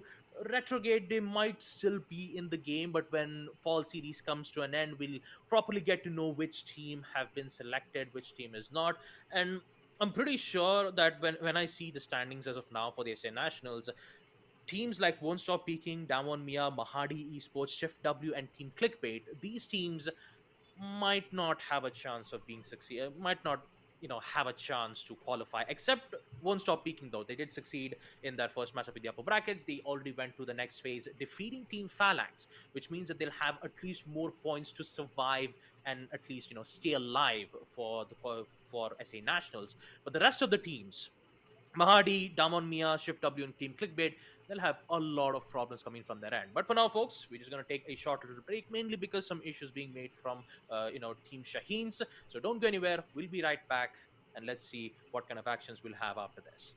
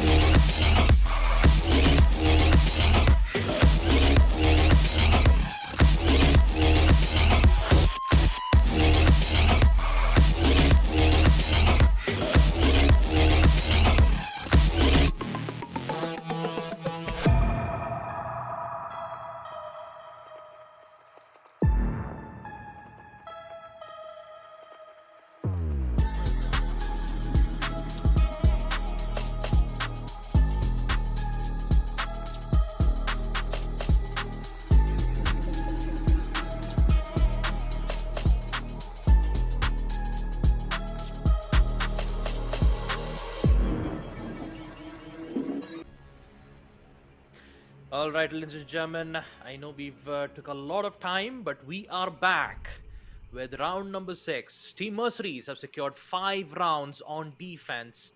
And now in this round, we get to see whether Team Mercenaries can get to end things off on a 6-0 scoreline in the first half. Or maybe we could see Shaheens win their first round of attack on round number 6. So, aggressive. What do you think is going to happen here between Shaheens and Mercenaries? Will we get to see a flawless first half, or will we get to see Team Shaheens making a comeback in the second Defenders, half? protect your bombs from being defused by attackers. I do believe that Shaheens have a pretty rough time already. Elemist, the poor guy disconnected on the last couple of seconds of the round, and the pause cannot be got on through. Ouch. Especially when you're on the attacking side. Yeah, especially when you're on the attacking side, you need each and every member present to try and even have an inkling of a chance of trying to get away with something like this. But in this scenario, the members of Mercenaries, they're always going to be the ones at the advantage, especially when the side is barbecue and kitchen. They have a castle ready as well, so do you have something to open up these sidelines other than a sledge? Because, yeah, I understand the sledge utility can be used to break each and every window, but that leaves the sledge very vulnerable for attacks, especially to run out from multiple different outlines and scenarios. Taha, playing with fire, nearly gets caught though, because I don't know if you noticed this or not, there was an attacker right behind him. And if the rappel was present, then Taha was just dead. Yeah, but the timing is exactly what is gonna stay alive for long. On the other hand, we see Shinra just throning away all the way towards Kaisha to drum room, mainly because he just wants to hold his angle from drum and have an angle all the way from Kaisha window itself. So every single defensive maneuvers has been placed. You have a lot of bulletproof cams that can help Team Mercenaries gain a lot of info from inside and outside the site. And Zar needs to be careful. Sees one of the players though on the side of defense, misses the opportunity, and somehow he gets away like that. Okay, the Iana got grenade. Will that connect though into his Gaisha? No, it does not. But instead, they will have a lot of problems though, especially from defense. But wait a minute, one of the grenade from Ninja Freak gets to take out Shinra, and that is towards Gaisha. Looking good. But just as I see, a refrag will come in from -7 as he gets the headshot to take out Doctor. Refrags all around. They have a lot of different opportunities, but Taha, he's still, it's his day. He's not missing at all. The man's just playing out of his mind, and there's nothing that can stop him. He's going in for one more. He actually gets a blocked. Oh, so close. Bomb diffuser has been dropped. He almost No got that way! run out. He destroyed the Claymore and nearly killed 2 players out of the outright. Ayat still's gonna be able to get that clutch regardless. And what the hell just happened? Tahashi jumped out, destroyed the Claymore, and he still nearly got away with another kill. He just stopped shooting. He thought the player was dead. He would have got 2 kills, Taha. Man. No If way had the he did commando that. weapon, if he had the commando weapon, he would have just removed both of them, including the Claymore. But in the end, Dude, that we will see flick onto the Mercenaries end up Claymore, on a though. 6-0. Yeah, That man. flick on the Claymore, man. That alone is usually impressive. you'd usually use an impact to destroy the Claymore, or just usually play some mute jammer from the door. But no, Taha decides, I'm going to do the old school way and just destroy it by bullets. Oh high my sense for you. goodness. Yeah, Hey, that's something that I is- could never do. That's because I play on Yeah. very, very low sensitivity. Yep. And Taha making a play like that, man, I wish I could have seen that 2 kills, but the timing itself really didn't, help them, did help Taha get those 2 kills. But in the end, MRCZ will get the win, 6-0, and they are here to end the first map on a 7-0. This can happen. Mercenaries are on attack, and Shaheens, they haven't secured a single round in the first half. This is concerning. They need to try and evolve their strategies to try and figure something out here, but again, nothing's really working out for them. Another push-up over from a side. Ash is going to get picked up as well. They have a lot of aggressive rush potential on their sidelines, but is it enough to brute force their way in, though? That's the real question. Looking on back from all of this though, let's just try and play it out as slowly as we possibly can. Mute jammers have been spotted. They have EMPs to open up the wall. And with that, the first initial opening is going to go through. And Shinra, he's playing it smart as well. Has his own drone prepped up and ready to try and blow up any of these barricades that could be possible. Someone recharges, opens up one wall. They have the angle. They have the corridor. The real question is, can they get a kill? Because as soon as that first initial kill comes in, that's where the real fun will begin. But we see a lot of pre-fires from MI7 and Team Mercenaries. They just continue their reign of terror, especially with Asib. Ends up with one, only get refragged from Zar all the way towards the drum room, actually in towards the Dragon room, that is. But in the end, they'll still get the control on second floor office. But how will they get control on the other side? That's the biggest question from Mercenaries' end. They succeeded in taking one of the defenders though, but an immediate refrag did come in from Shaheens' end. So when it comes to trade games, Shaheens are up to the task on defense, but will it be more than enough to fend them off, or should I say hold their ground in that particular side? Because that explosive drone from Shinra will be so influential, especially with that deployable shield would be getting destroyed. But Zod on the other hand gets one more, and that is MI7. Attackers have recovered 3 players left from Mercenaries, and Taha. Oh, Jesus, no. Oh no, that has got a hurt from Doctor. He did not expect that wall bang. All from that breach wall of Gaisha. And now he's deep within the site. This distraction will be more than enough for Team Mercenaries to see whether if they can find an opening or two. Knowing that both Gaisha and Drum Room has been compromised, things will not look too good from Shaheens' end, and definitely it will. It's going to pain them a lot because Taha is making yet another entry. Another one as he takes on getting away with Ninju. everything. You can't stop him. Not today. He is unstoppable, and Zar, he needs to find a way to get the ace, but Taha denies it. Ladies and gentlemen, Team Mercenaries ends up a 7-0 flawless victory.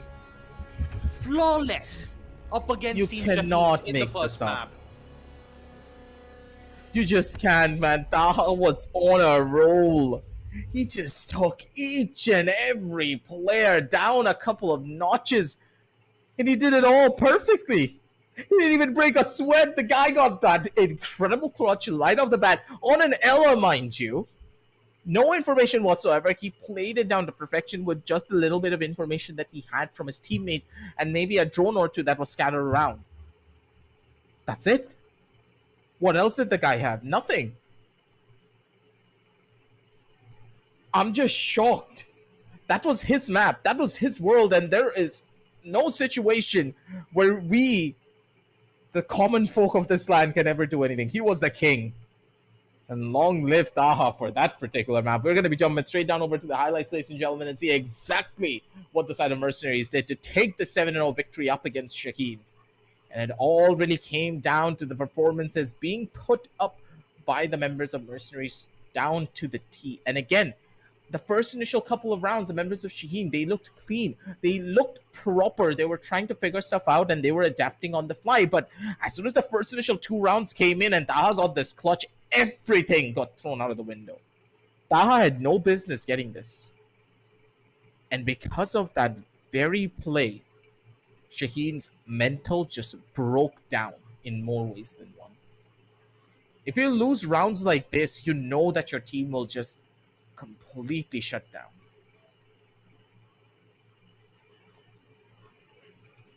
Man, Shaheens, this was heartbreaking for Shaheens. 7-0, especially on their own map pick. Even take a look at the match summary itself. Actually, 7-0. I have to say, man, Team Mercenaries, what a way to end things off on a 7-0 scoreline. But we still have a lot of chances, right? You can still say that Team Shaheens, they still have hopes on Map Cafe, but I wouldn't, I don't know whether if that hope should, help them a lot, mainly because Cafe, it's a map picked by Team Mercenaries. This map will just, it's just so powerful for Mercenaries's end, and it's going to be difficult for Team Shaheens to bring this back.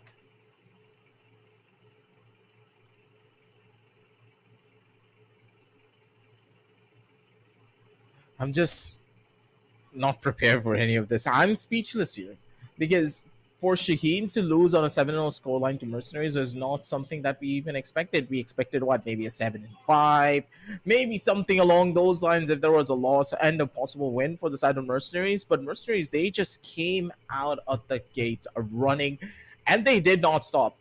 They were not your usual rabbits who just completely try to go in for a nap in the middle. No, they went over to the finish line and they took us there in style up till the very end. But for now, we're going to be heading on down over into a short little break as we set up game number 2. Will Shaheens be able to do it and go in and mount a comeback to send us down over onto the deciders? We'll find out real shortly after a short word from our sponsors.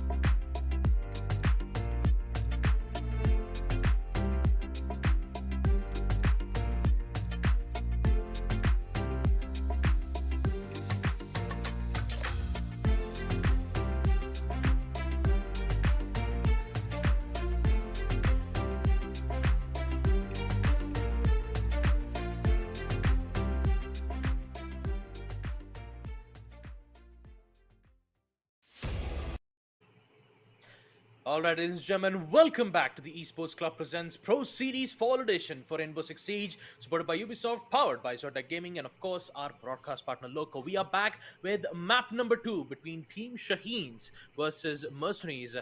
MercenarieZ has completed Skyscraper on a 7-0 scoreline, with Skyscraper being the one map picked by Team Shaheens. They ended up losing the map on a 7-0 scoreline. And now we're proceeding to map number 2, Cafe, which is a map picked by Team MercenarieZ. Man, map number 1, it was something else. And now map number 2, I'm even more afraid of what Shaheens might happen, the way how MercenarieZ have been proceeding on map number 1 itself. It's very interesting to say the very least as well. Considering both of these teams, they should be a lot more equally matched, but Mercenary is just far beyond anything that we can comprehend. We're mortals here in the plane of gods, pretty much, because Mercenaries, the way that they have been playing, it has been quite immaculate. And as we're going to be jumping straight down over into the game, no dilly-dallying whatsoever, it's a Christmas miracle here, Baba. We got in pretty fast, but never mind. Yeah, I mean, this happens, but don't worry. LMS will come back, I'm pretty sure. I just like when you said it's a Christmas holiday, mainly because Cafe Dostoevsky, the whole environment, as you can see from outside, clearly has a lot of Christmas elements to it. So I like that line. But anywho, as we take a look at the attackers ban itself, and it's very interesting to see Team Shaheens make a decision to ban Flores here. Aggressive. That's not a pretty bad ban. Consider something. The amount of deployable shield positions that you can play from, it's quite normal. Plus, the White Stairs hallway. That is one of the most important key choke points for the defenders to hold. And if you ban out the Flores, then you can just keep on hold for that hallway for even longer. They need to utilize a lot more different utility. They need to utilize a grenade to destroy that, or maybe a Zofia charge to blast through that particular shield, and that's a lot of utility being wasted. So in a way, that one specific operator ban just opens up a lot more different diverse strategies that the defenders can play for, especially with those deployable shields normally, which would not have been possible if a Flores was still present on the map. Yeah, although we do see some standard bans from Shaheens and MercenarieZ, except a Flores ban on attack. But the rest of it's still the same. The Thatcher, the Mira, and the Valkyrie won't be available on map Cafe Dostoevsky. And to start things off, Shaheens will be the one on defense. So the site will be on third floor bar and cocktail lounge. Since Azami has been opened up, we'll get to see a lot of changes being made. We'll get to see a lot of cover system which could be used from the keeper barriers. Before attack, still have Nook, which will be brought out from Shinra itself. So bringing that specific operator will have a lot of problems for Shaheens' end, even if they do have a lot of information or not from the default camps.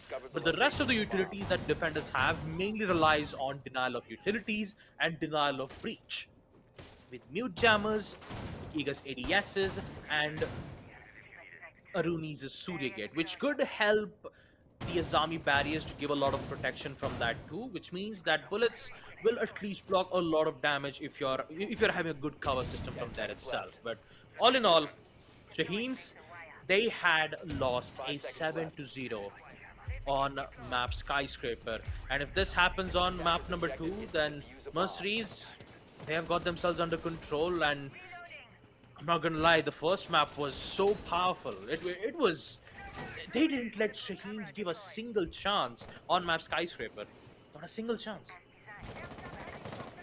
That's quite understandable as well, considering the amount of technical difficulties that there was throughout the particular map. It just breaks a team's momentum and also their spirit. And for Shaheens, they just couldn't get anything rolling onto their favor. I do believe that Skywalker is playing in the place of Doctor, considering that he was having a lot of issues, and hopefully this player switch up will just bring a completely new and different light over onto Shaheens. But that's a little bit too early to say just yet, considering the setup and considering that there is a Goyo present as well.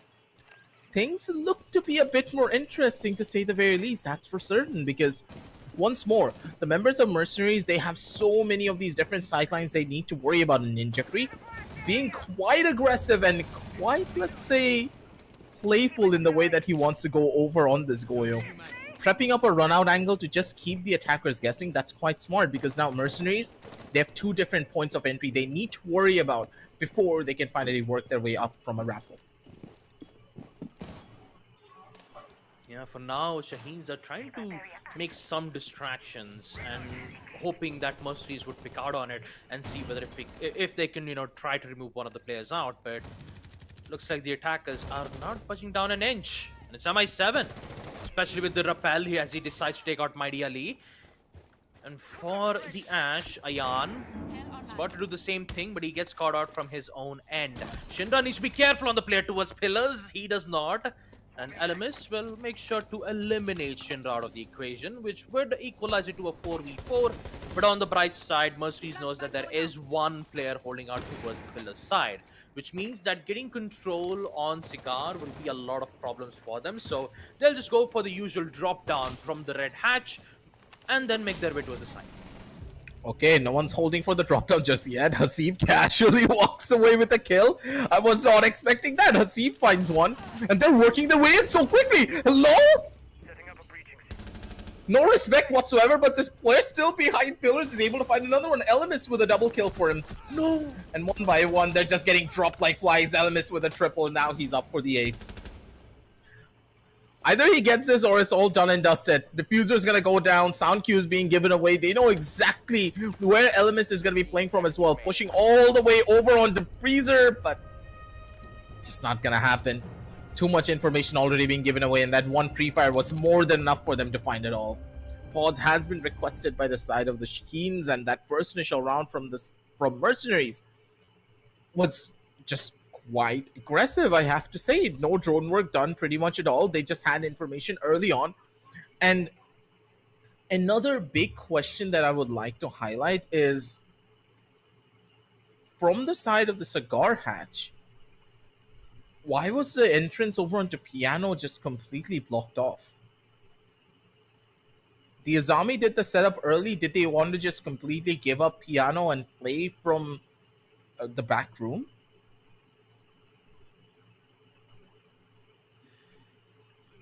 I guess you could say that Shaheens were practically mainly afraid of second floor side, and Elemist had done a great job on defending those certain spots. But the main problem was that the setups that they've made on Cigar Lounge was actually a bit weak. Most of the setups you'd see on third floor bar, you'd usually see a castle uses outer panel to block off the double doors to ensure that you have good control over at Cigar Place, and then you can just make your own defensive hold in towards that small cigar room where a player who has a shotgun or an SMG-11 would be easier for them to handle those close range gunfights from red stairs. But the main problem was, once you saw that mute playing that very influential angle, the problem was with the Azami barriers. I'm guessing Yeah, that that just backfired on them. Hasib, yeah, that just literally backfired on them, mainly because one of the attackers, he just prone down, looked at it, and he shot the leg of the mute, which it did ended up losing the control in the first place. So I believe what they were trying to do is that they were trying to make that one-way angle, like the one-way smoke you see on the other FPS games. I believe that the Azami Mighty Ali was trying to make a one-way angle in which the player who was holding down from that small cigar room might have the upper hand on gaining information. So I guess he tried doing that, but it ended up backfiring for Team Shaheen. So technically, yeah, that not a good way to be losing those certain situations. And you saw Ninja Freak, trying to open up the barricade, hoping to see whether if one or two of the attackers would catch the bait, but unfortunately they did not. Both Hasib and Ayan, I believe, was playing as the Ash. Both of them were repelled from the building. The Claymore, yes, Claymore has already been placed from the window side of Train Museum. We didn't get to see any run-out attempts being made from Shaheens. They just usually played in the site itself and ended up losing all of it. It was just surprising all around of how this one just panned out for them. In my eyes, this particular round was just Mercenaries utilizing the strategy that Shaheens put in place for them against them pretty much. Instant adaptation depending on what they saw. I do believe that that Red Stairs push in particular came through just because they had an idea of how Piano was being held. Because they understood that, hey, if the Azami is completely blocked off the particular Piano entrance, and if they're not playing for Piano whatsoever, why do we even need that level of control? We don't. We take away Cigar from them.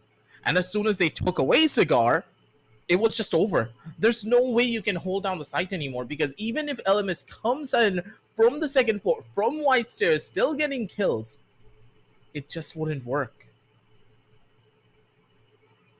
In more ways than one, this just completely took down any form of a chance that Shaheens could have had to try and turn things around there.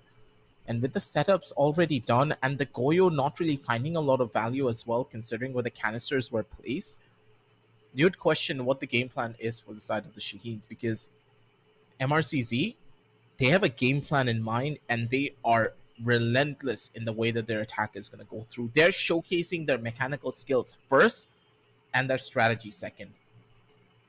But again, both of them are going hand to hand in everything.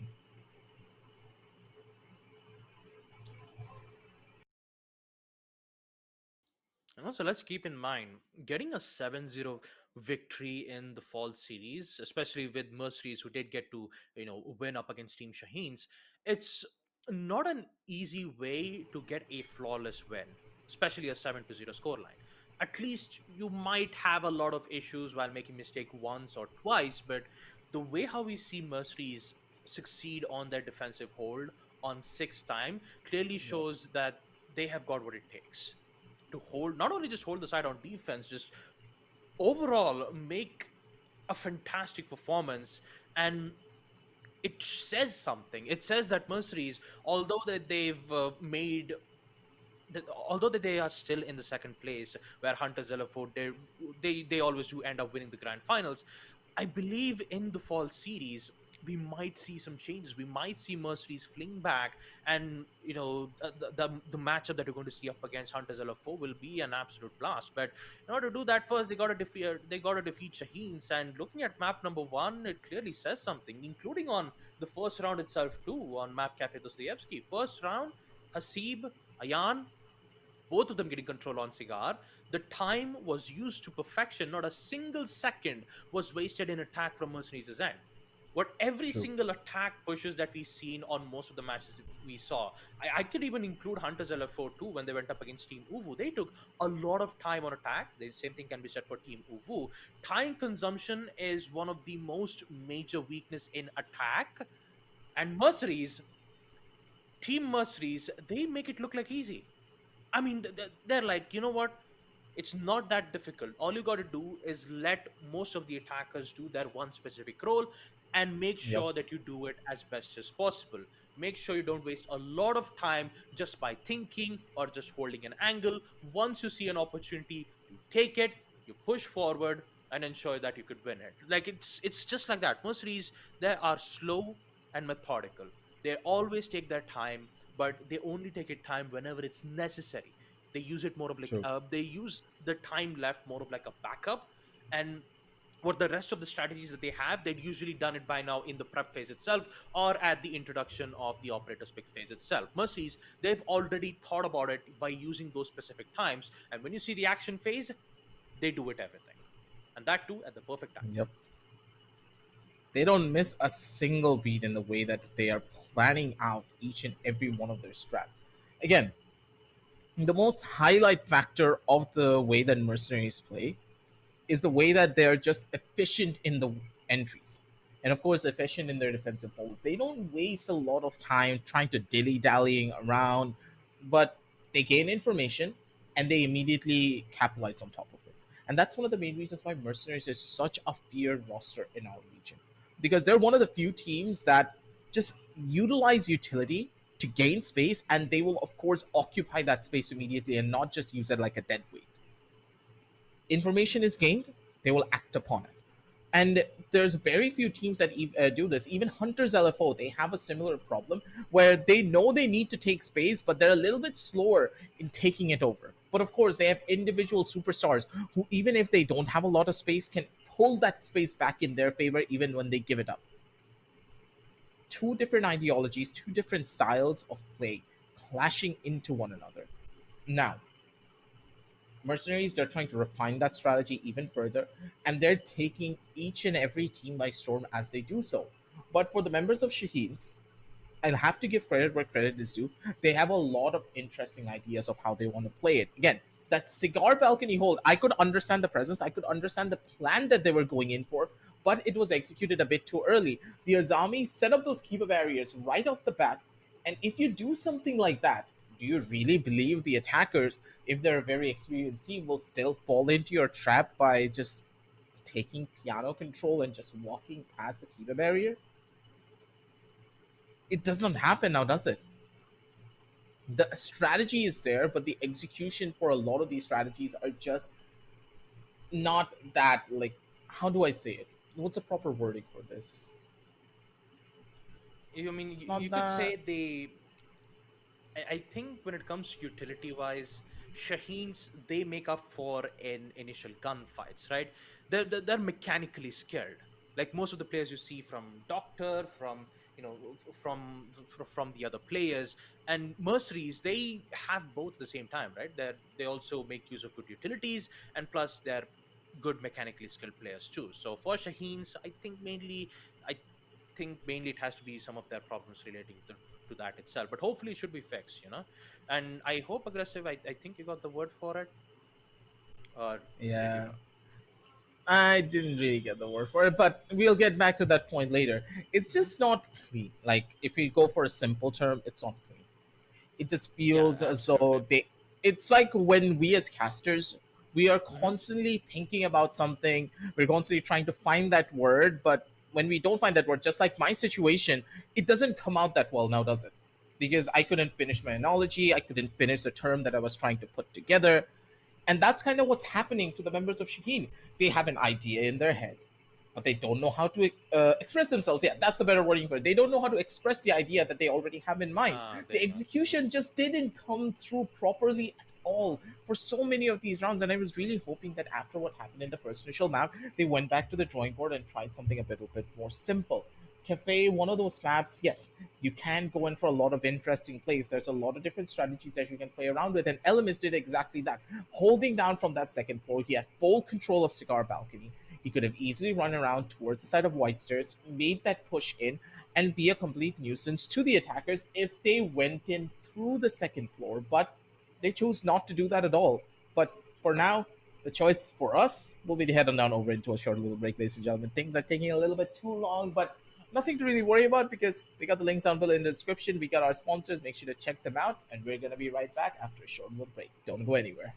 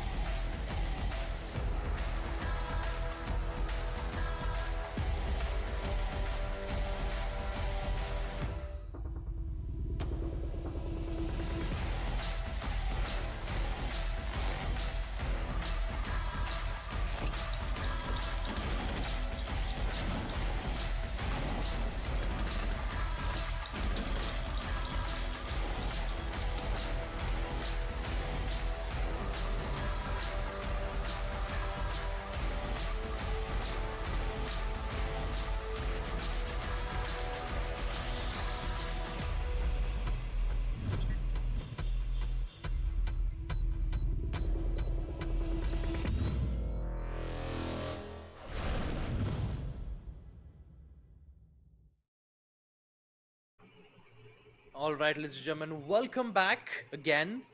The Esports Club Pro Series Fall Edition for Rainbow-Six-Siege, supported by Ubisoft, powered by Zotac Gaming, and of course, our broadcast partner Loco. I know you guys have been waiting for the second match Yeah. to happen on Map Cafe Dostoyevsky, but I hope every single issue has been resolved from Shaheens' end, which means we are heading back to the match as soon as possible. So, round number one, third floor bar and cocktail lounge, did go in the favor for Team Mercenaries, and now we just have to resume back to round number two, where you get to see whether if Team Shaheens can bring this back up or Team Mercenaries can get to, continue their dominance just like they did on map number one Chalet. You never really know. Again, Cafe, a map that is very difficult for the attackers to easily brute force their way through. So you could just be in a pretty tough spot now, can't you? You always do have to remember one particular thing. The attacking strategies that you would normally go in for on a regular basis will not be that simple. You need to adapt, you need to learn, and you need to change up your strategies depending on how the defenders have set up their sides. And that's exactly what the members of Mercenaries are doing on a regular basis. But will it be enough for them to take down Shaheens, though? That's the real question. Again, any sort of momentum that Mercenaries could have gained came to a full-on stop. Shaheens, now it's their opportunity to finally pick up where they left off and get that first initial win. They do have the Goyo canisters presence, they have the Mew Jammers, they have the Azami to terraform the map. They have everything that they need to try and take this win, but it all starts with them being able to properly hold down the defense. They've again chosen their cocktail lounge hold, but is it a good idea? I don't think so, not just yet. Although you could say that the entire control on second floor did go in the favor for Team Shaheens, but once they lost control on the side, it was Team Mercenaries who got control on those certain situations. So I believe this might be a different case scenario for Shaheens itself. Knowing that they have good control on second floor, all they've got to do is to ensure that they would not make any, over-peaks commitment towards this third floor cigar lounge. And hopefully we might see some open areas being made from that double doorway, which it did. In fact, we did get to see the Azami use the Kiba barriers to block some certain lines of sight. In fact, you'll be able to see him doing right now. Two Kiba barriers being used to make a one-way sight lines, which will be a bit helpful for the defensive side, but we also did know that it did ended up being in favor for Mercenaries in round number one. The only thing that they need to do is just ensure that none of the players on the side of Mercenaries gain control on Red Stairs entrance, and that angle will be very helpful for Shaheens if they time it right. It's all about this opening early on. They're not really going to be able to get much in through just yet. That's all about the timing. Opened up pretty much every single hatch over from the roof so they can get their way in early on, but it really just does depend on how long it takes. Mighty Ellie is going to be the one to take down Ion, and that's a beautiful kill over from the side. They are holding from the side of Red Stairs already, positions being revealed. They know what to expect, but with this one member loss early on, this is not going to be an easy entry for them whatsoever. Player holding from inside of the corner. Azami does get spotted. That's a freebie kill that they need to get. But Skywalker's going to be able to retaliate, keeping the man advantage in the favor of the defenders. And Shaheens, they're holding, but... Skywalker? Hello? Did you forget that Red Stair has an opening in it? And on the bright side, it's equalized when it comes to man count. And with that, they have control on Red Stairs. Although they haven't thought of removing LMS just as now, the second floor will be a bit difficult for them to handle out this certain situation. But on the bright side, the shots from Zar taking out Syndra will give them a lot of ground coverage. And at least they know for the fact that the entire stairs has been looked at. And the push will come in from Taha's end. Now, the main problem for Mercenaries is that they don't have the necessary information from the attack drones, nor they have good utilities to flush out one of the players. No flashbangs, only one breach charge, which could be used to open up one certain, lines of sight, which is a soft wall. But they're losing a lot of time. They only have 50 seconds left. Just gotta wait for it patiently and see whether if Team Shaheens can make a single amount of mistake. And this time they'll make a decision to push in all the way towards the freezer side. And with that wall being opened, Shaheens, what would be their response? This White Stairs hold coming in from this Jaeger will be one of the biggest key points for them to find here already. Positions are good. The angle, though, is still a lot better from the side of Lounge. There's no way they can break their way in. They don't even have enough utility to try and stop this barrier from stopping these Nomad's entries. They need that control over onto the hallway, but with only 15 seconds left, they're going in for the push, possibly a kill over from the side. But Caesar's not gonna give that one away. Beautiful first frag at Taha. It's all up to you. 5 seconds left on the clock. Maybe he's good for one, maybe he's good for the second, but he cannot get his third. C4's already there, and there's no way that Taha's gonna push into that. Beautiful kills all around, but Shaheens, they played that time perfectly. Utilizing their man advantage to slow down Mercenaries as much as they possibly can. They get the advantage, they get the hold. And one of the strongest sides for the map of Cafe is now out of the blue. It's not in question anymore. The real question is, now though, will Kitchen and Service be a lot more stronger, considering they both have to worry about the vertical play and also the basement. Sorry, the first. Attackers need to locate and First defuse floor as many side, bombs yeah. as they can. Kitchen service and kitchen cooking will be the side for Shaheens to be defending in round number 2. And I've got to say that hold was well done from Shaheens' end. Although in the end it was Taha who did almost get to succeed a 1v4 clutch. That almost could have happened. It mainly had to do with the Nomad, who currently didn't had 3 flashbangs, nor 2 attack drones that can disable that Surya gate. So MI7 was in a bit of a problem. Couldn't get to push in all the way towards the yellow stairs, so he decided to vault in from the freezer to negate the damage. But turns out it ended up being his downfall. He didn't want to sacrifice his HP and decided to go in from the freezer itself by vaulting in, and all Zar had to do was just listen to the sound cues. I believe he heard the vault in sound cue from MI7, and once he did the vault, he also did peek, ended up getting the kill nonetheless. Round number 3. Different case scenario, different site, but same operators, except from Ninja Freaks' end. He'll bring in the Maestro, the Evil Eye cams, which has a bulletproof cam itself. That will be a huge pain in the back for Team Mercenaries. Talk about the attack coordination too. You have MI7 bringing in the Lion and Elemist all the way towards first floor bar. He's got to be careful on 2 of the particular players, as Elemist gets 1, only to get refragged at the hands of Taha. So a yin and yang effect will come in from Mercenaries as the trade games. So it is looking very confident, and MI7 might be able to get 1. All he needs to do is just find the opening. But no, Zami gets away at the right time, and with it, the advantage will still go at the hands of Shaheens. Already have one of the positions already being given. He doesn't know what to expect, but he's going to be able to get himself out of that sticky situation. He could have easily gotten a frag, but he's still worried about 2 different sidelines. And this point, the attackers, they're just getting completely bombarded from 2 different positions, and there's no way they can get away with this, right?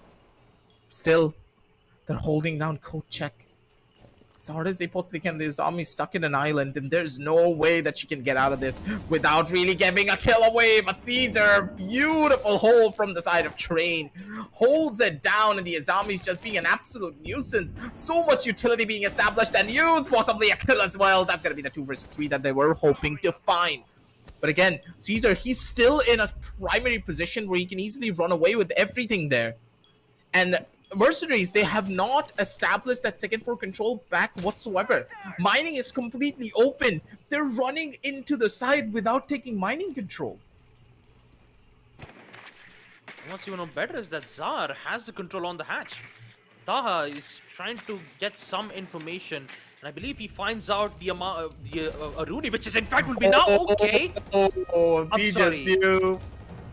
But he just knew, but for a moment there I saw the Aruni just flying. Yeah, that's because he wanted to jump down from the hatch. He doesn't have a choice. Yeah, he doesn't have a choice. Yeah, I mean, I know he was jumping out, but it's I mean, like when you fall down, you have to at least fall down to the ground, right? He was just stuck in the middle of it. It felt like he was flying, you know. But yeah, all in all, Mercenaries, what a way to read Shaheens' player player positionings and just play to it accordingly. Attackers need to locate and defuse as many bombs as they can. Just one of those harder moments. But on that end, Shaheens, they lost a pretty hefty opportunity for them to just even survive that foothold. And again, Mercenaries, this was an attacking strategy that we normally don't witness at all. They focused most of their manpower over on the first floor. They didn't try to fight to clear out any of the Adding roamers. some protection from grenades. They only send one player over to the top side to try and maybe clear out that one possible roamer that could be there, but that never came in. It's smart, it's interesting, and the members of Mercenaries, they're showcasing a completely new and different light in the way that they're approaching this particular map. And I do believe this is purely done for the adaptation plays against the Shaheens.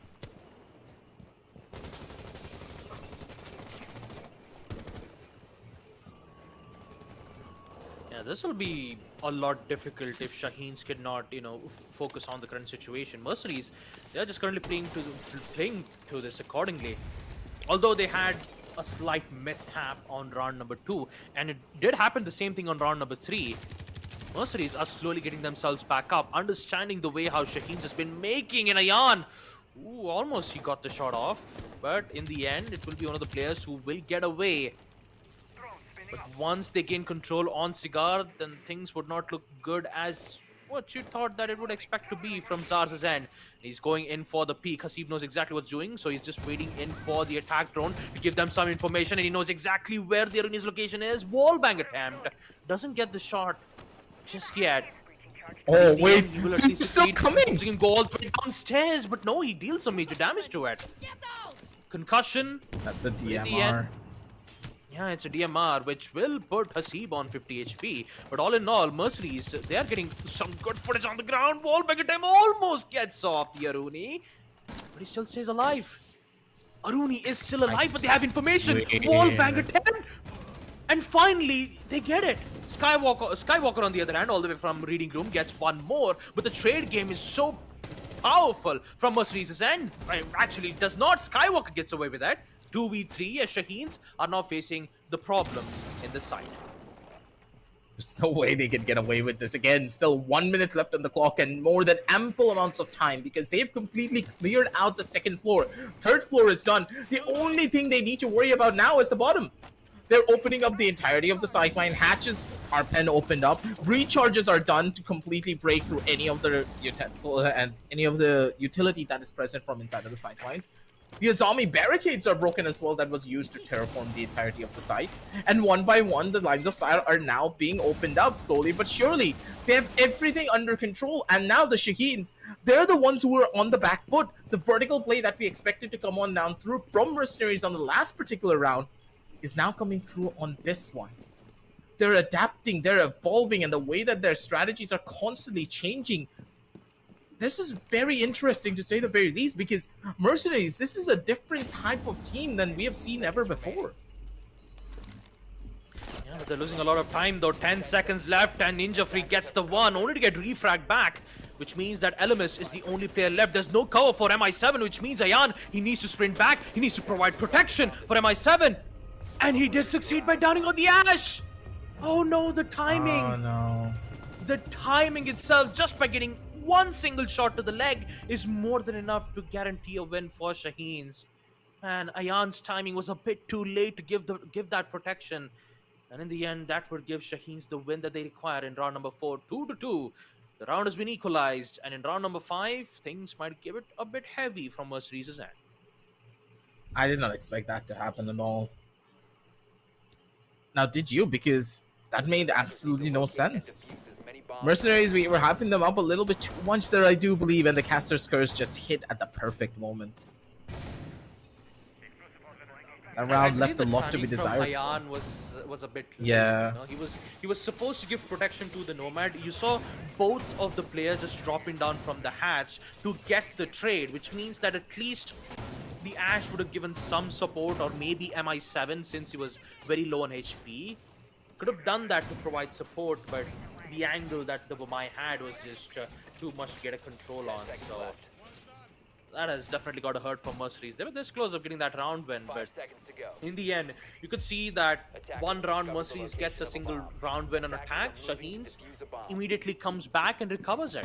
And this can maybe be a repeat again on round number 5 and 6, unless and until Mercenaries starts to break the curse. It all starts from here.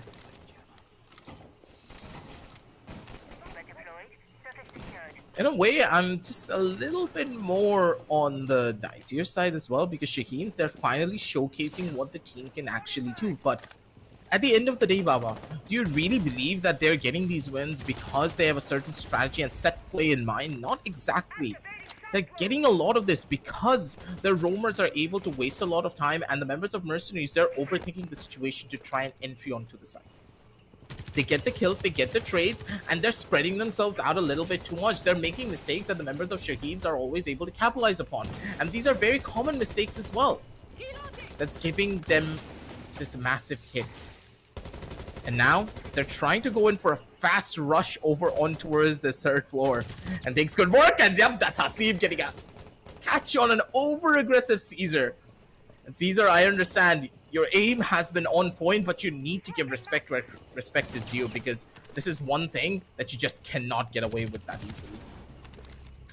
Turns out Mercenaries, they are They're not playing too the happy same about that positions previous round. again. Same positions, and Mercenaries, they're punishing them for it. Caesar and Mighty Ali, both of them have been down. Taha is already in the side and he gets the third Skywalker. What were you doing while you were proning out there? Oh no! This is a disaster for Shaheens. They lost so much ground control, and including man count of that. And I'm pretty sure that Mercy knows exactly where Elemis is too, so... Oh man, you've got to be careful, Shaheens.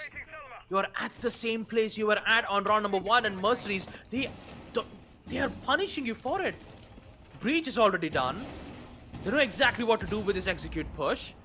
Although they're taking their sweet time in pushing in towards the side, Elemis needs to come back all the way towards White Stairs to see whether if they can get a kill. And eventually he does. Headshot, doesn't get the second one as he gets refragged. And Ninja Freak is the only player left. C4 attempt denies from MI7, and Mercenaries ends up with the win in round number 5. They played the same strategy again, Baba. The Azami was playing in the exact position over onto Piano once more. Yeah, they did. Even Elemis too. Elemis Can you justify that? Can you even justify that? No, I cannot. It They were at won't the work same because not position against they were in round Mercenaries. number 1.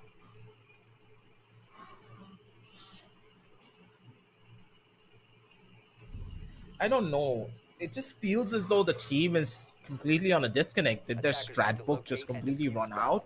They need something different for this particular side, and I'm really hoping that they go in for something different here, because they picked up Cocktail and Lounge again. And unless they try something different, they're just done for. There is no way your same strategy is going to work again, because Mercenaries have already adapted. Shaheens, they show so much promise on the last particular rounds because they were able to adapt and they were able to learn. But if they go back to what they did previously, it just won't work. Location of a bomb. 10 seconds left before insertion. 5 seconds to go. Attackers are moving to defuse a bomb. You could say on the bright side that Shaheens have been, let's just say, they have adapted and did succeed when they start to lose one of their rounds. So if they lose on the first round, they'd eventually get back winning round number 2. So I believe that's exactly what Shaheens are trying to do. I know that they made some mistakes. They'll make some minor adjustments on round number 6 and ensure that they would not do it again. And I just realized it's just not Czar, it's Caesar. So yeah, again, apologies for Caesar for not saying his name pronounced right. Yeah, it's Caesar. I just realized, you know, when it comes to alphabets and numerical numbers, it's difficult to pronounce those names. But yeah, Caesar does make sense. You know, Caesar as in Julius Caesar, right? The gladiator. Caesar, I think he means the king, but sure. The Yeah, Roman yeah, king, I let me- believe. Yeah, I believe, yeah. I'm not good at history. The only history I know is the Boston Tea Party that I learned from Assassin's Creed 3. But yeah, Yeah. that's pretty much it. Oh, a shot from MI7. There goes Mighty Ali all the way towards the whiskey room, in towards the cigar lounge itself. You got to be careful on certain angles like that. It could have been better to use the Kiba barriers to, you know, hold up that particular line of sight. But Caesar, on the other hand, will succeed in taking out Ayan. So you see a lot of good plays. No Never mind. way! No way! You just did not Wallbang. do that! Hasib. How can you get away with a wall bang like that? And that too, through the barricade, through a soft wall, he gets away with a kill. by getting a headshot by removing Caesar. How does that work? Explain.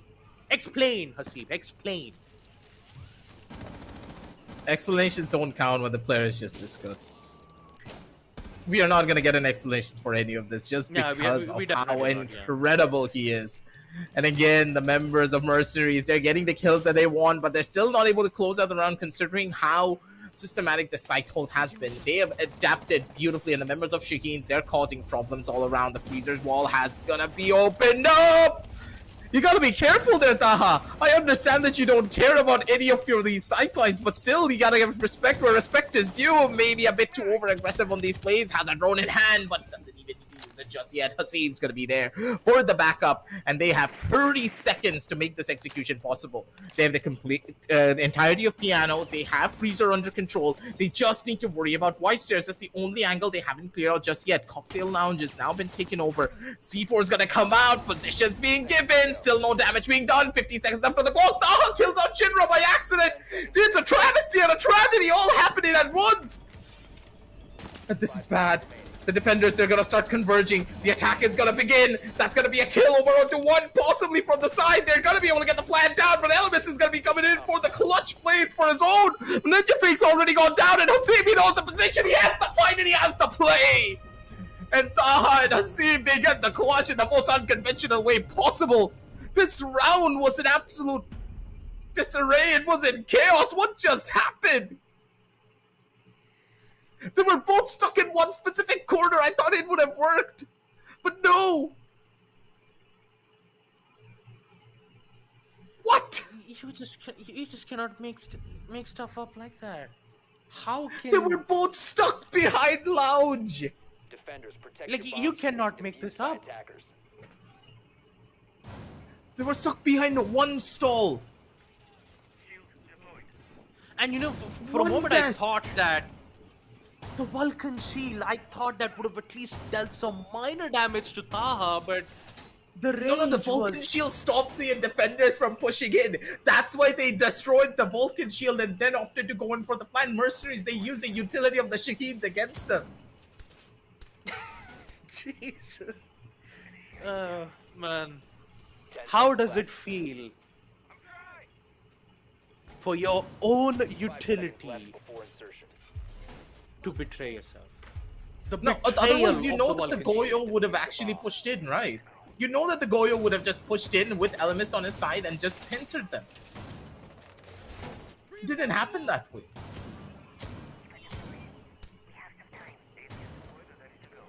My God. My God. Jinxed together, aggressive. Jinxed together. Oh, man. Oh. I'd say Kai taught me well. 6 kills to Hasib. 9 kills to Taha. Attackers Man, this is something else, especially for Team Mercenaries. And I wouldn't say that this was an easier round for Mercenaries too. No, they did not, especially on that attack. Now they've got to be very careful this time because they should not underestimate Shaheens.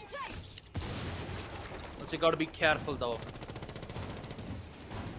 Players on the side of Team Shaheens are slowly making their way by using the air jabs towards the important spots. But for Mercenaries, all they've got to do is just play it patiently.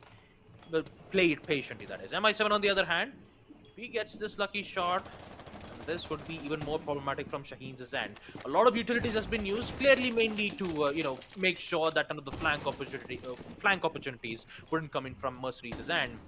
But Shaheens, man, if they've got to come back, they have to come back on attack. And I believe Caesar's way of removing Taha out of that play might be able to help them gain momentum here. Oh, another second shot! Oh, Caesar. He is angry and he is here to get the third. And I believe with cornering towards Cigar, it will be huge, but Oshinra gets one. All the way, that rappel is not going to look out too well. And Ayan, he is stuck. He cannot get it out, and Shinra is still here for the support. Ayan, wait a minute, what are you doing? This is so risky. He gets one. Elvis gets the refrag. A 3v2, and now Mercenaries. They're not looking good when it comes to man count. They have control on Cigar and Mercenaries. They don't have any utilities that can remove a lot of players except the yokai drones, which they can at least deny the plant. That's all they can do. They can only deny plant. They cannot use any explosions to remove one, and they can only rely on majority of the gunfights. Shinra can't even move an inch because if he does, he'll get caught out from the air jab and makes him knock down MI7. 5 HP Shinra. Oh no, he almost gets away. That's a very wrong positioning. Nomad. He has information. Shinra, he might get away with the kill. No! Enemies! It's 1v2. MI7. Still a spot. The Look at their only hope. 15 seconds left. Only hope for Mercenaries to get this round back. And he only has 10 seconds. He needs to hold for just 10 seconds. Oh no, he finds one. He doesn't get the right time. He does one. He can just 1 wait. second. Doesn't He need to needs do to get the anything. kill. Refresh. He runs away. What, mate? What are these rounds? This makes no sense.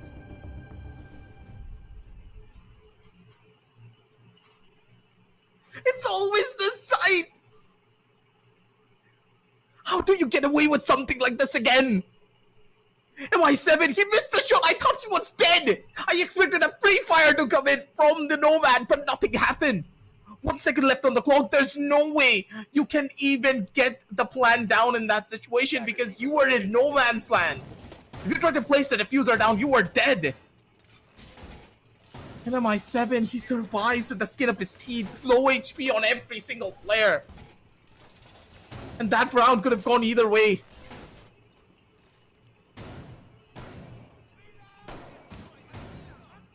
My god, both of these teams are at each other's throats, and this game is just getting closer and closer by the second. Mercenaries, they're making mistakes. Shaheens, they're making mistakes. Everyone is not playing as immaculately as they could, but still, regardless, they dig deep to find a lot of these rounds. And they're getting them.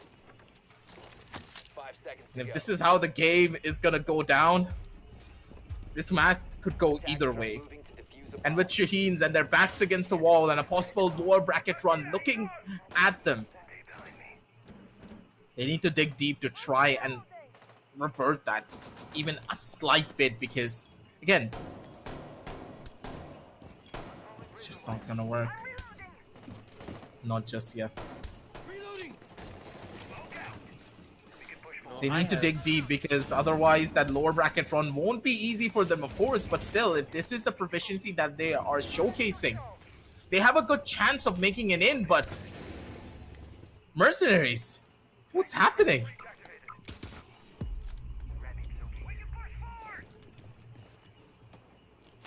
Nest in position. Man, this is gonna be a bit tough though, especially from Hasib. How can he get away? He runs What? away! And He somehow runs he doesn't away! get contested! He doesn't get contested from the window. Missed opportunity from Shaheens. How is Shaheens letting them get away like this?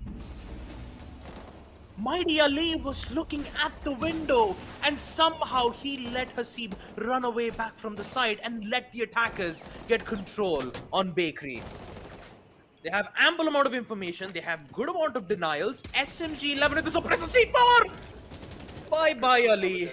Oh man, he's not gonna be too happy about this. And Ninja Freak, he is not looking good at that too. Only 20 HP. And Hasib wants to contest this. No, don't tell me he's gonna contest this. He even has the yokai drones to at least deal some major damage to the Montaigne, but at least it's not working out too much. Quick trades being made from Caesar and Ayan to make themselves on a 3-4, and Taha might be able to get the opportunity. He's trying to remove the Montaigne, but no, he cannot. Hasib and Shinra, both of them gets away with this, and Mercenaries, they are showing no mercy. They're showing no mercy. Just look at them.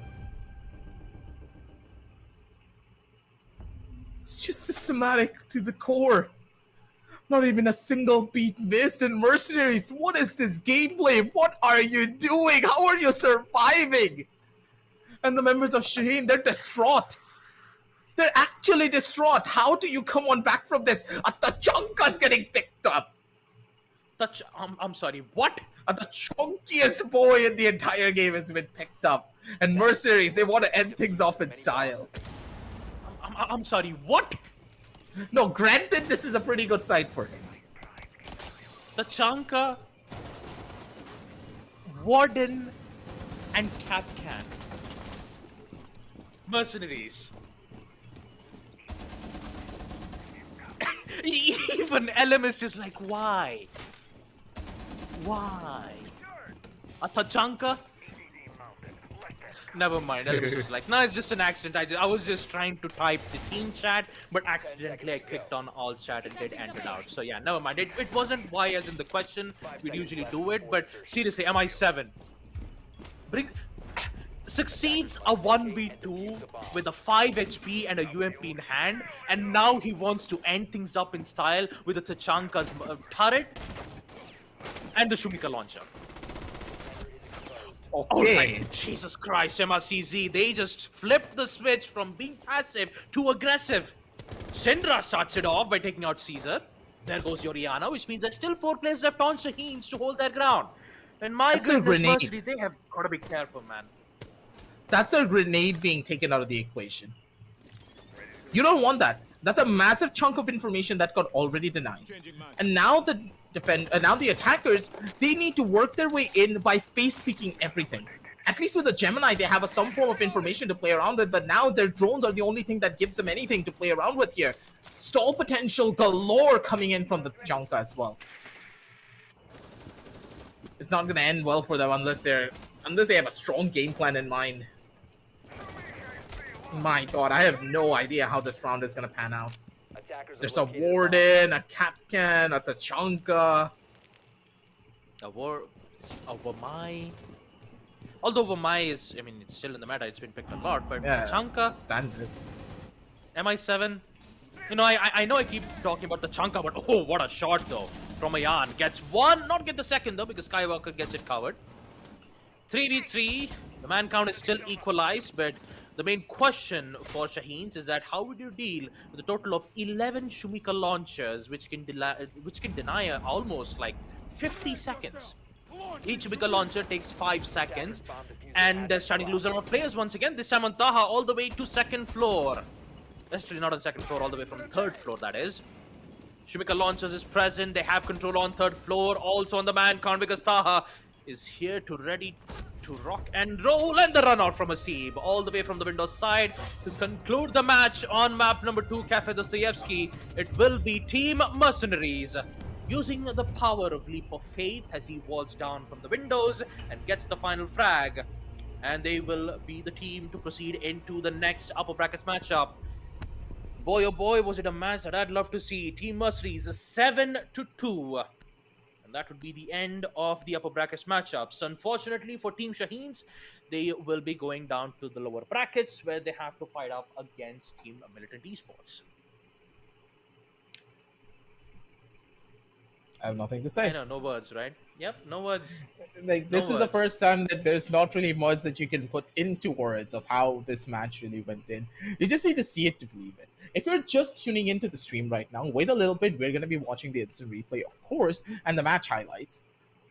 That's going to be there. But I honestly believe you should just roll back the stream a little bit and watch it all again. This entire match, as soon as that pause ended, was an absolute storm. It was like a cyclone. It wasn't stopping for even a second, and it was a destructive force that you could not even fathom. The members of MercenarieZ, they had to dig deep to get a lot of these rounds. And at the end of the day, they were able to find it, but Shaheens, they put up a strong fight. Their strategies were sound, they were clean, and they had good ideas to play around on the map of Cafe, but the execution was just not as proper because they were not ready to adapt. And the adaptations being missing here from the side of the Shaheens is one of the main reasons why they lost this. The utility usage was not on point. They had the proper ideas of how they wanted to utilize the utility, but at the end of the day, it just didn't come to be true. Problem after problem just started building up, and Shaheens were shattered mentally, especially after this round. How do you even come on back from a loss like this when you know you had the advantage?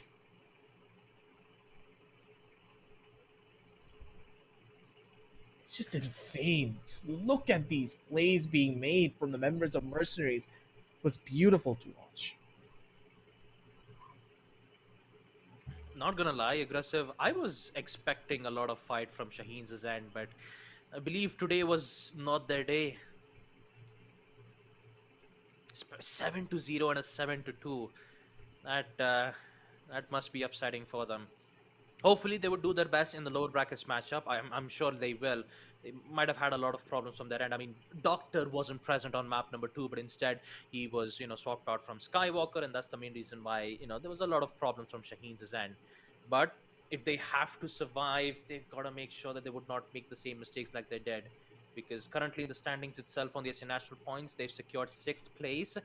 And if they do end up, getting themselves eliminated in the lower brackets, then they might secure a total of 3 points for a whole 3 months of this pro series, both summer, spring, and fall.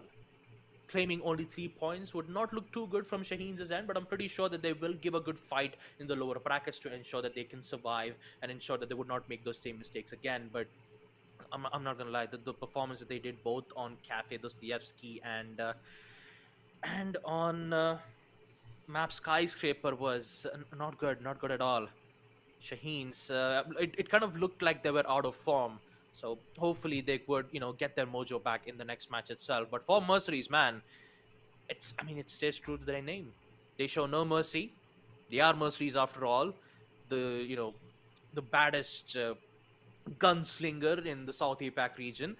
But still, they have a lot of work that needs to be done. And especially with them Yep. making an exceptional performance like this, 7-0, 7-2, I'm pretty sure that the side of Team Hunters Elabo, Team Hunters LFO, Jesus Christ, my pronunciation was that bad.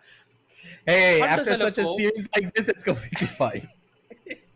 Hunters LFO will make sure to just, Hunters LFO will just make sure to just, you know, make sure to, check the ward properly, see whether they can find some weakness. But for now, let's take a look at the match summary itself. 7-2.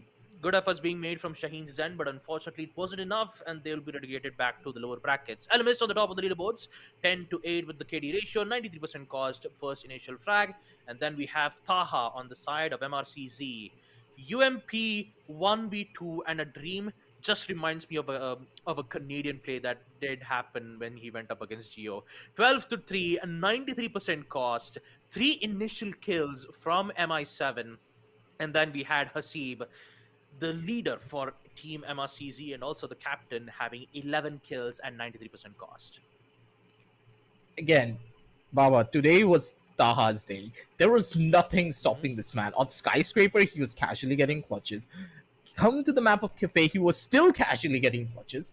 And this guy was just astounding from top all the way to the bottom. There was nothing in this world that could have stopped him. And in that sense, Mercenaries, they just had the perfect game of their lives. Shinra, yeah. Look at this guy. He's at the bottom of the scoreboard, and that is something that is unheard of. Shinra's never at the bottom.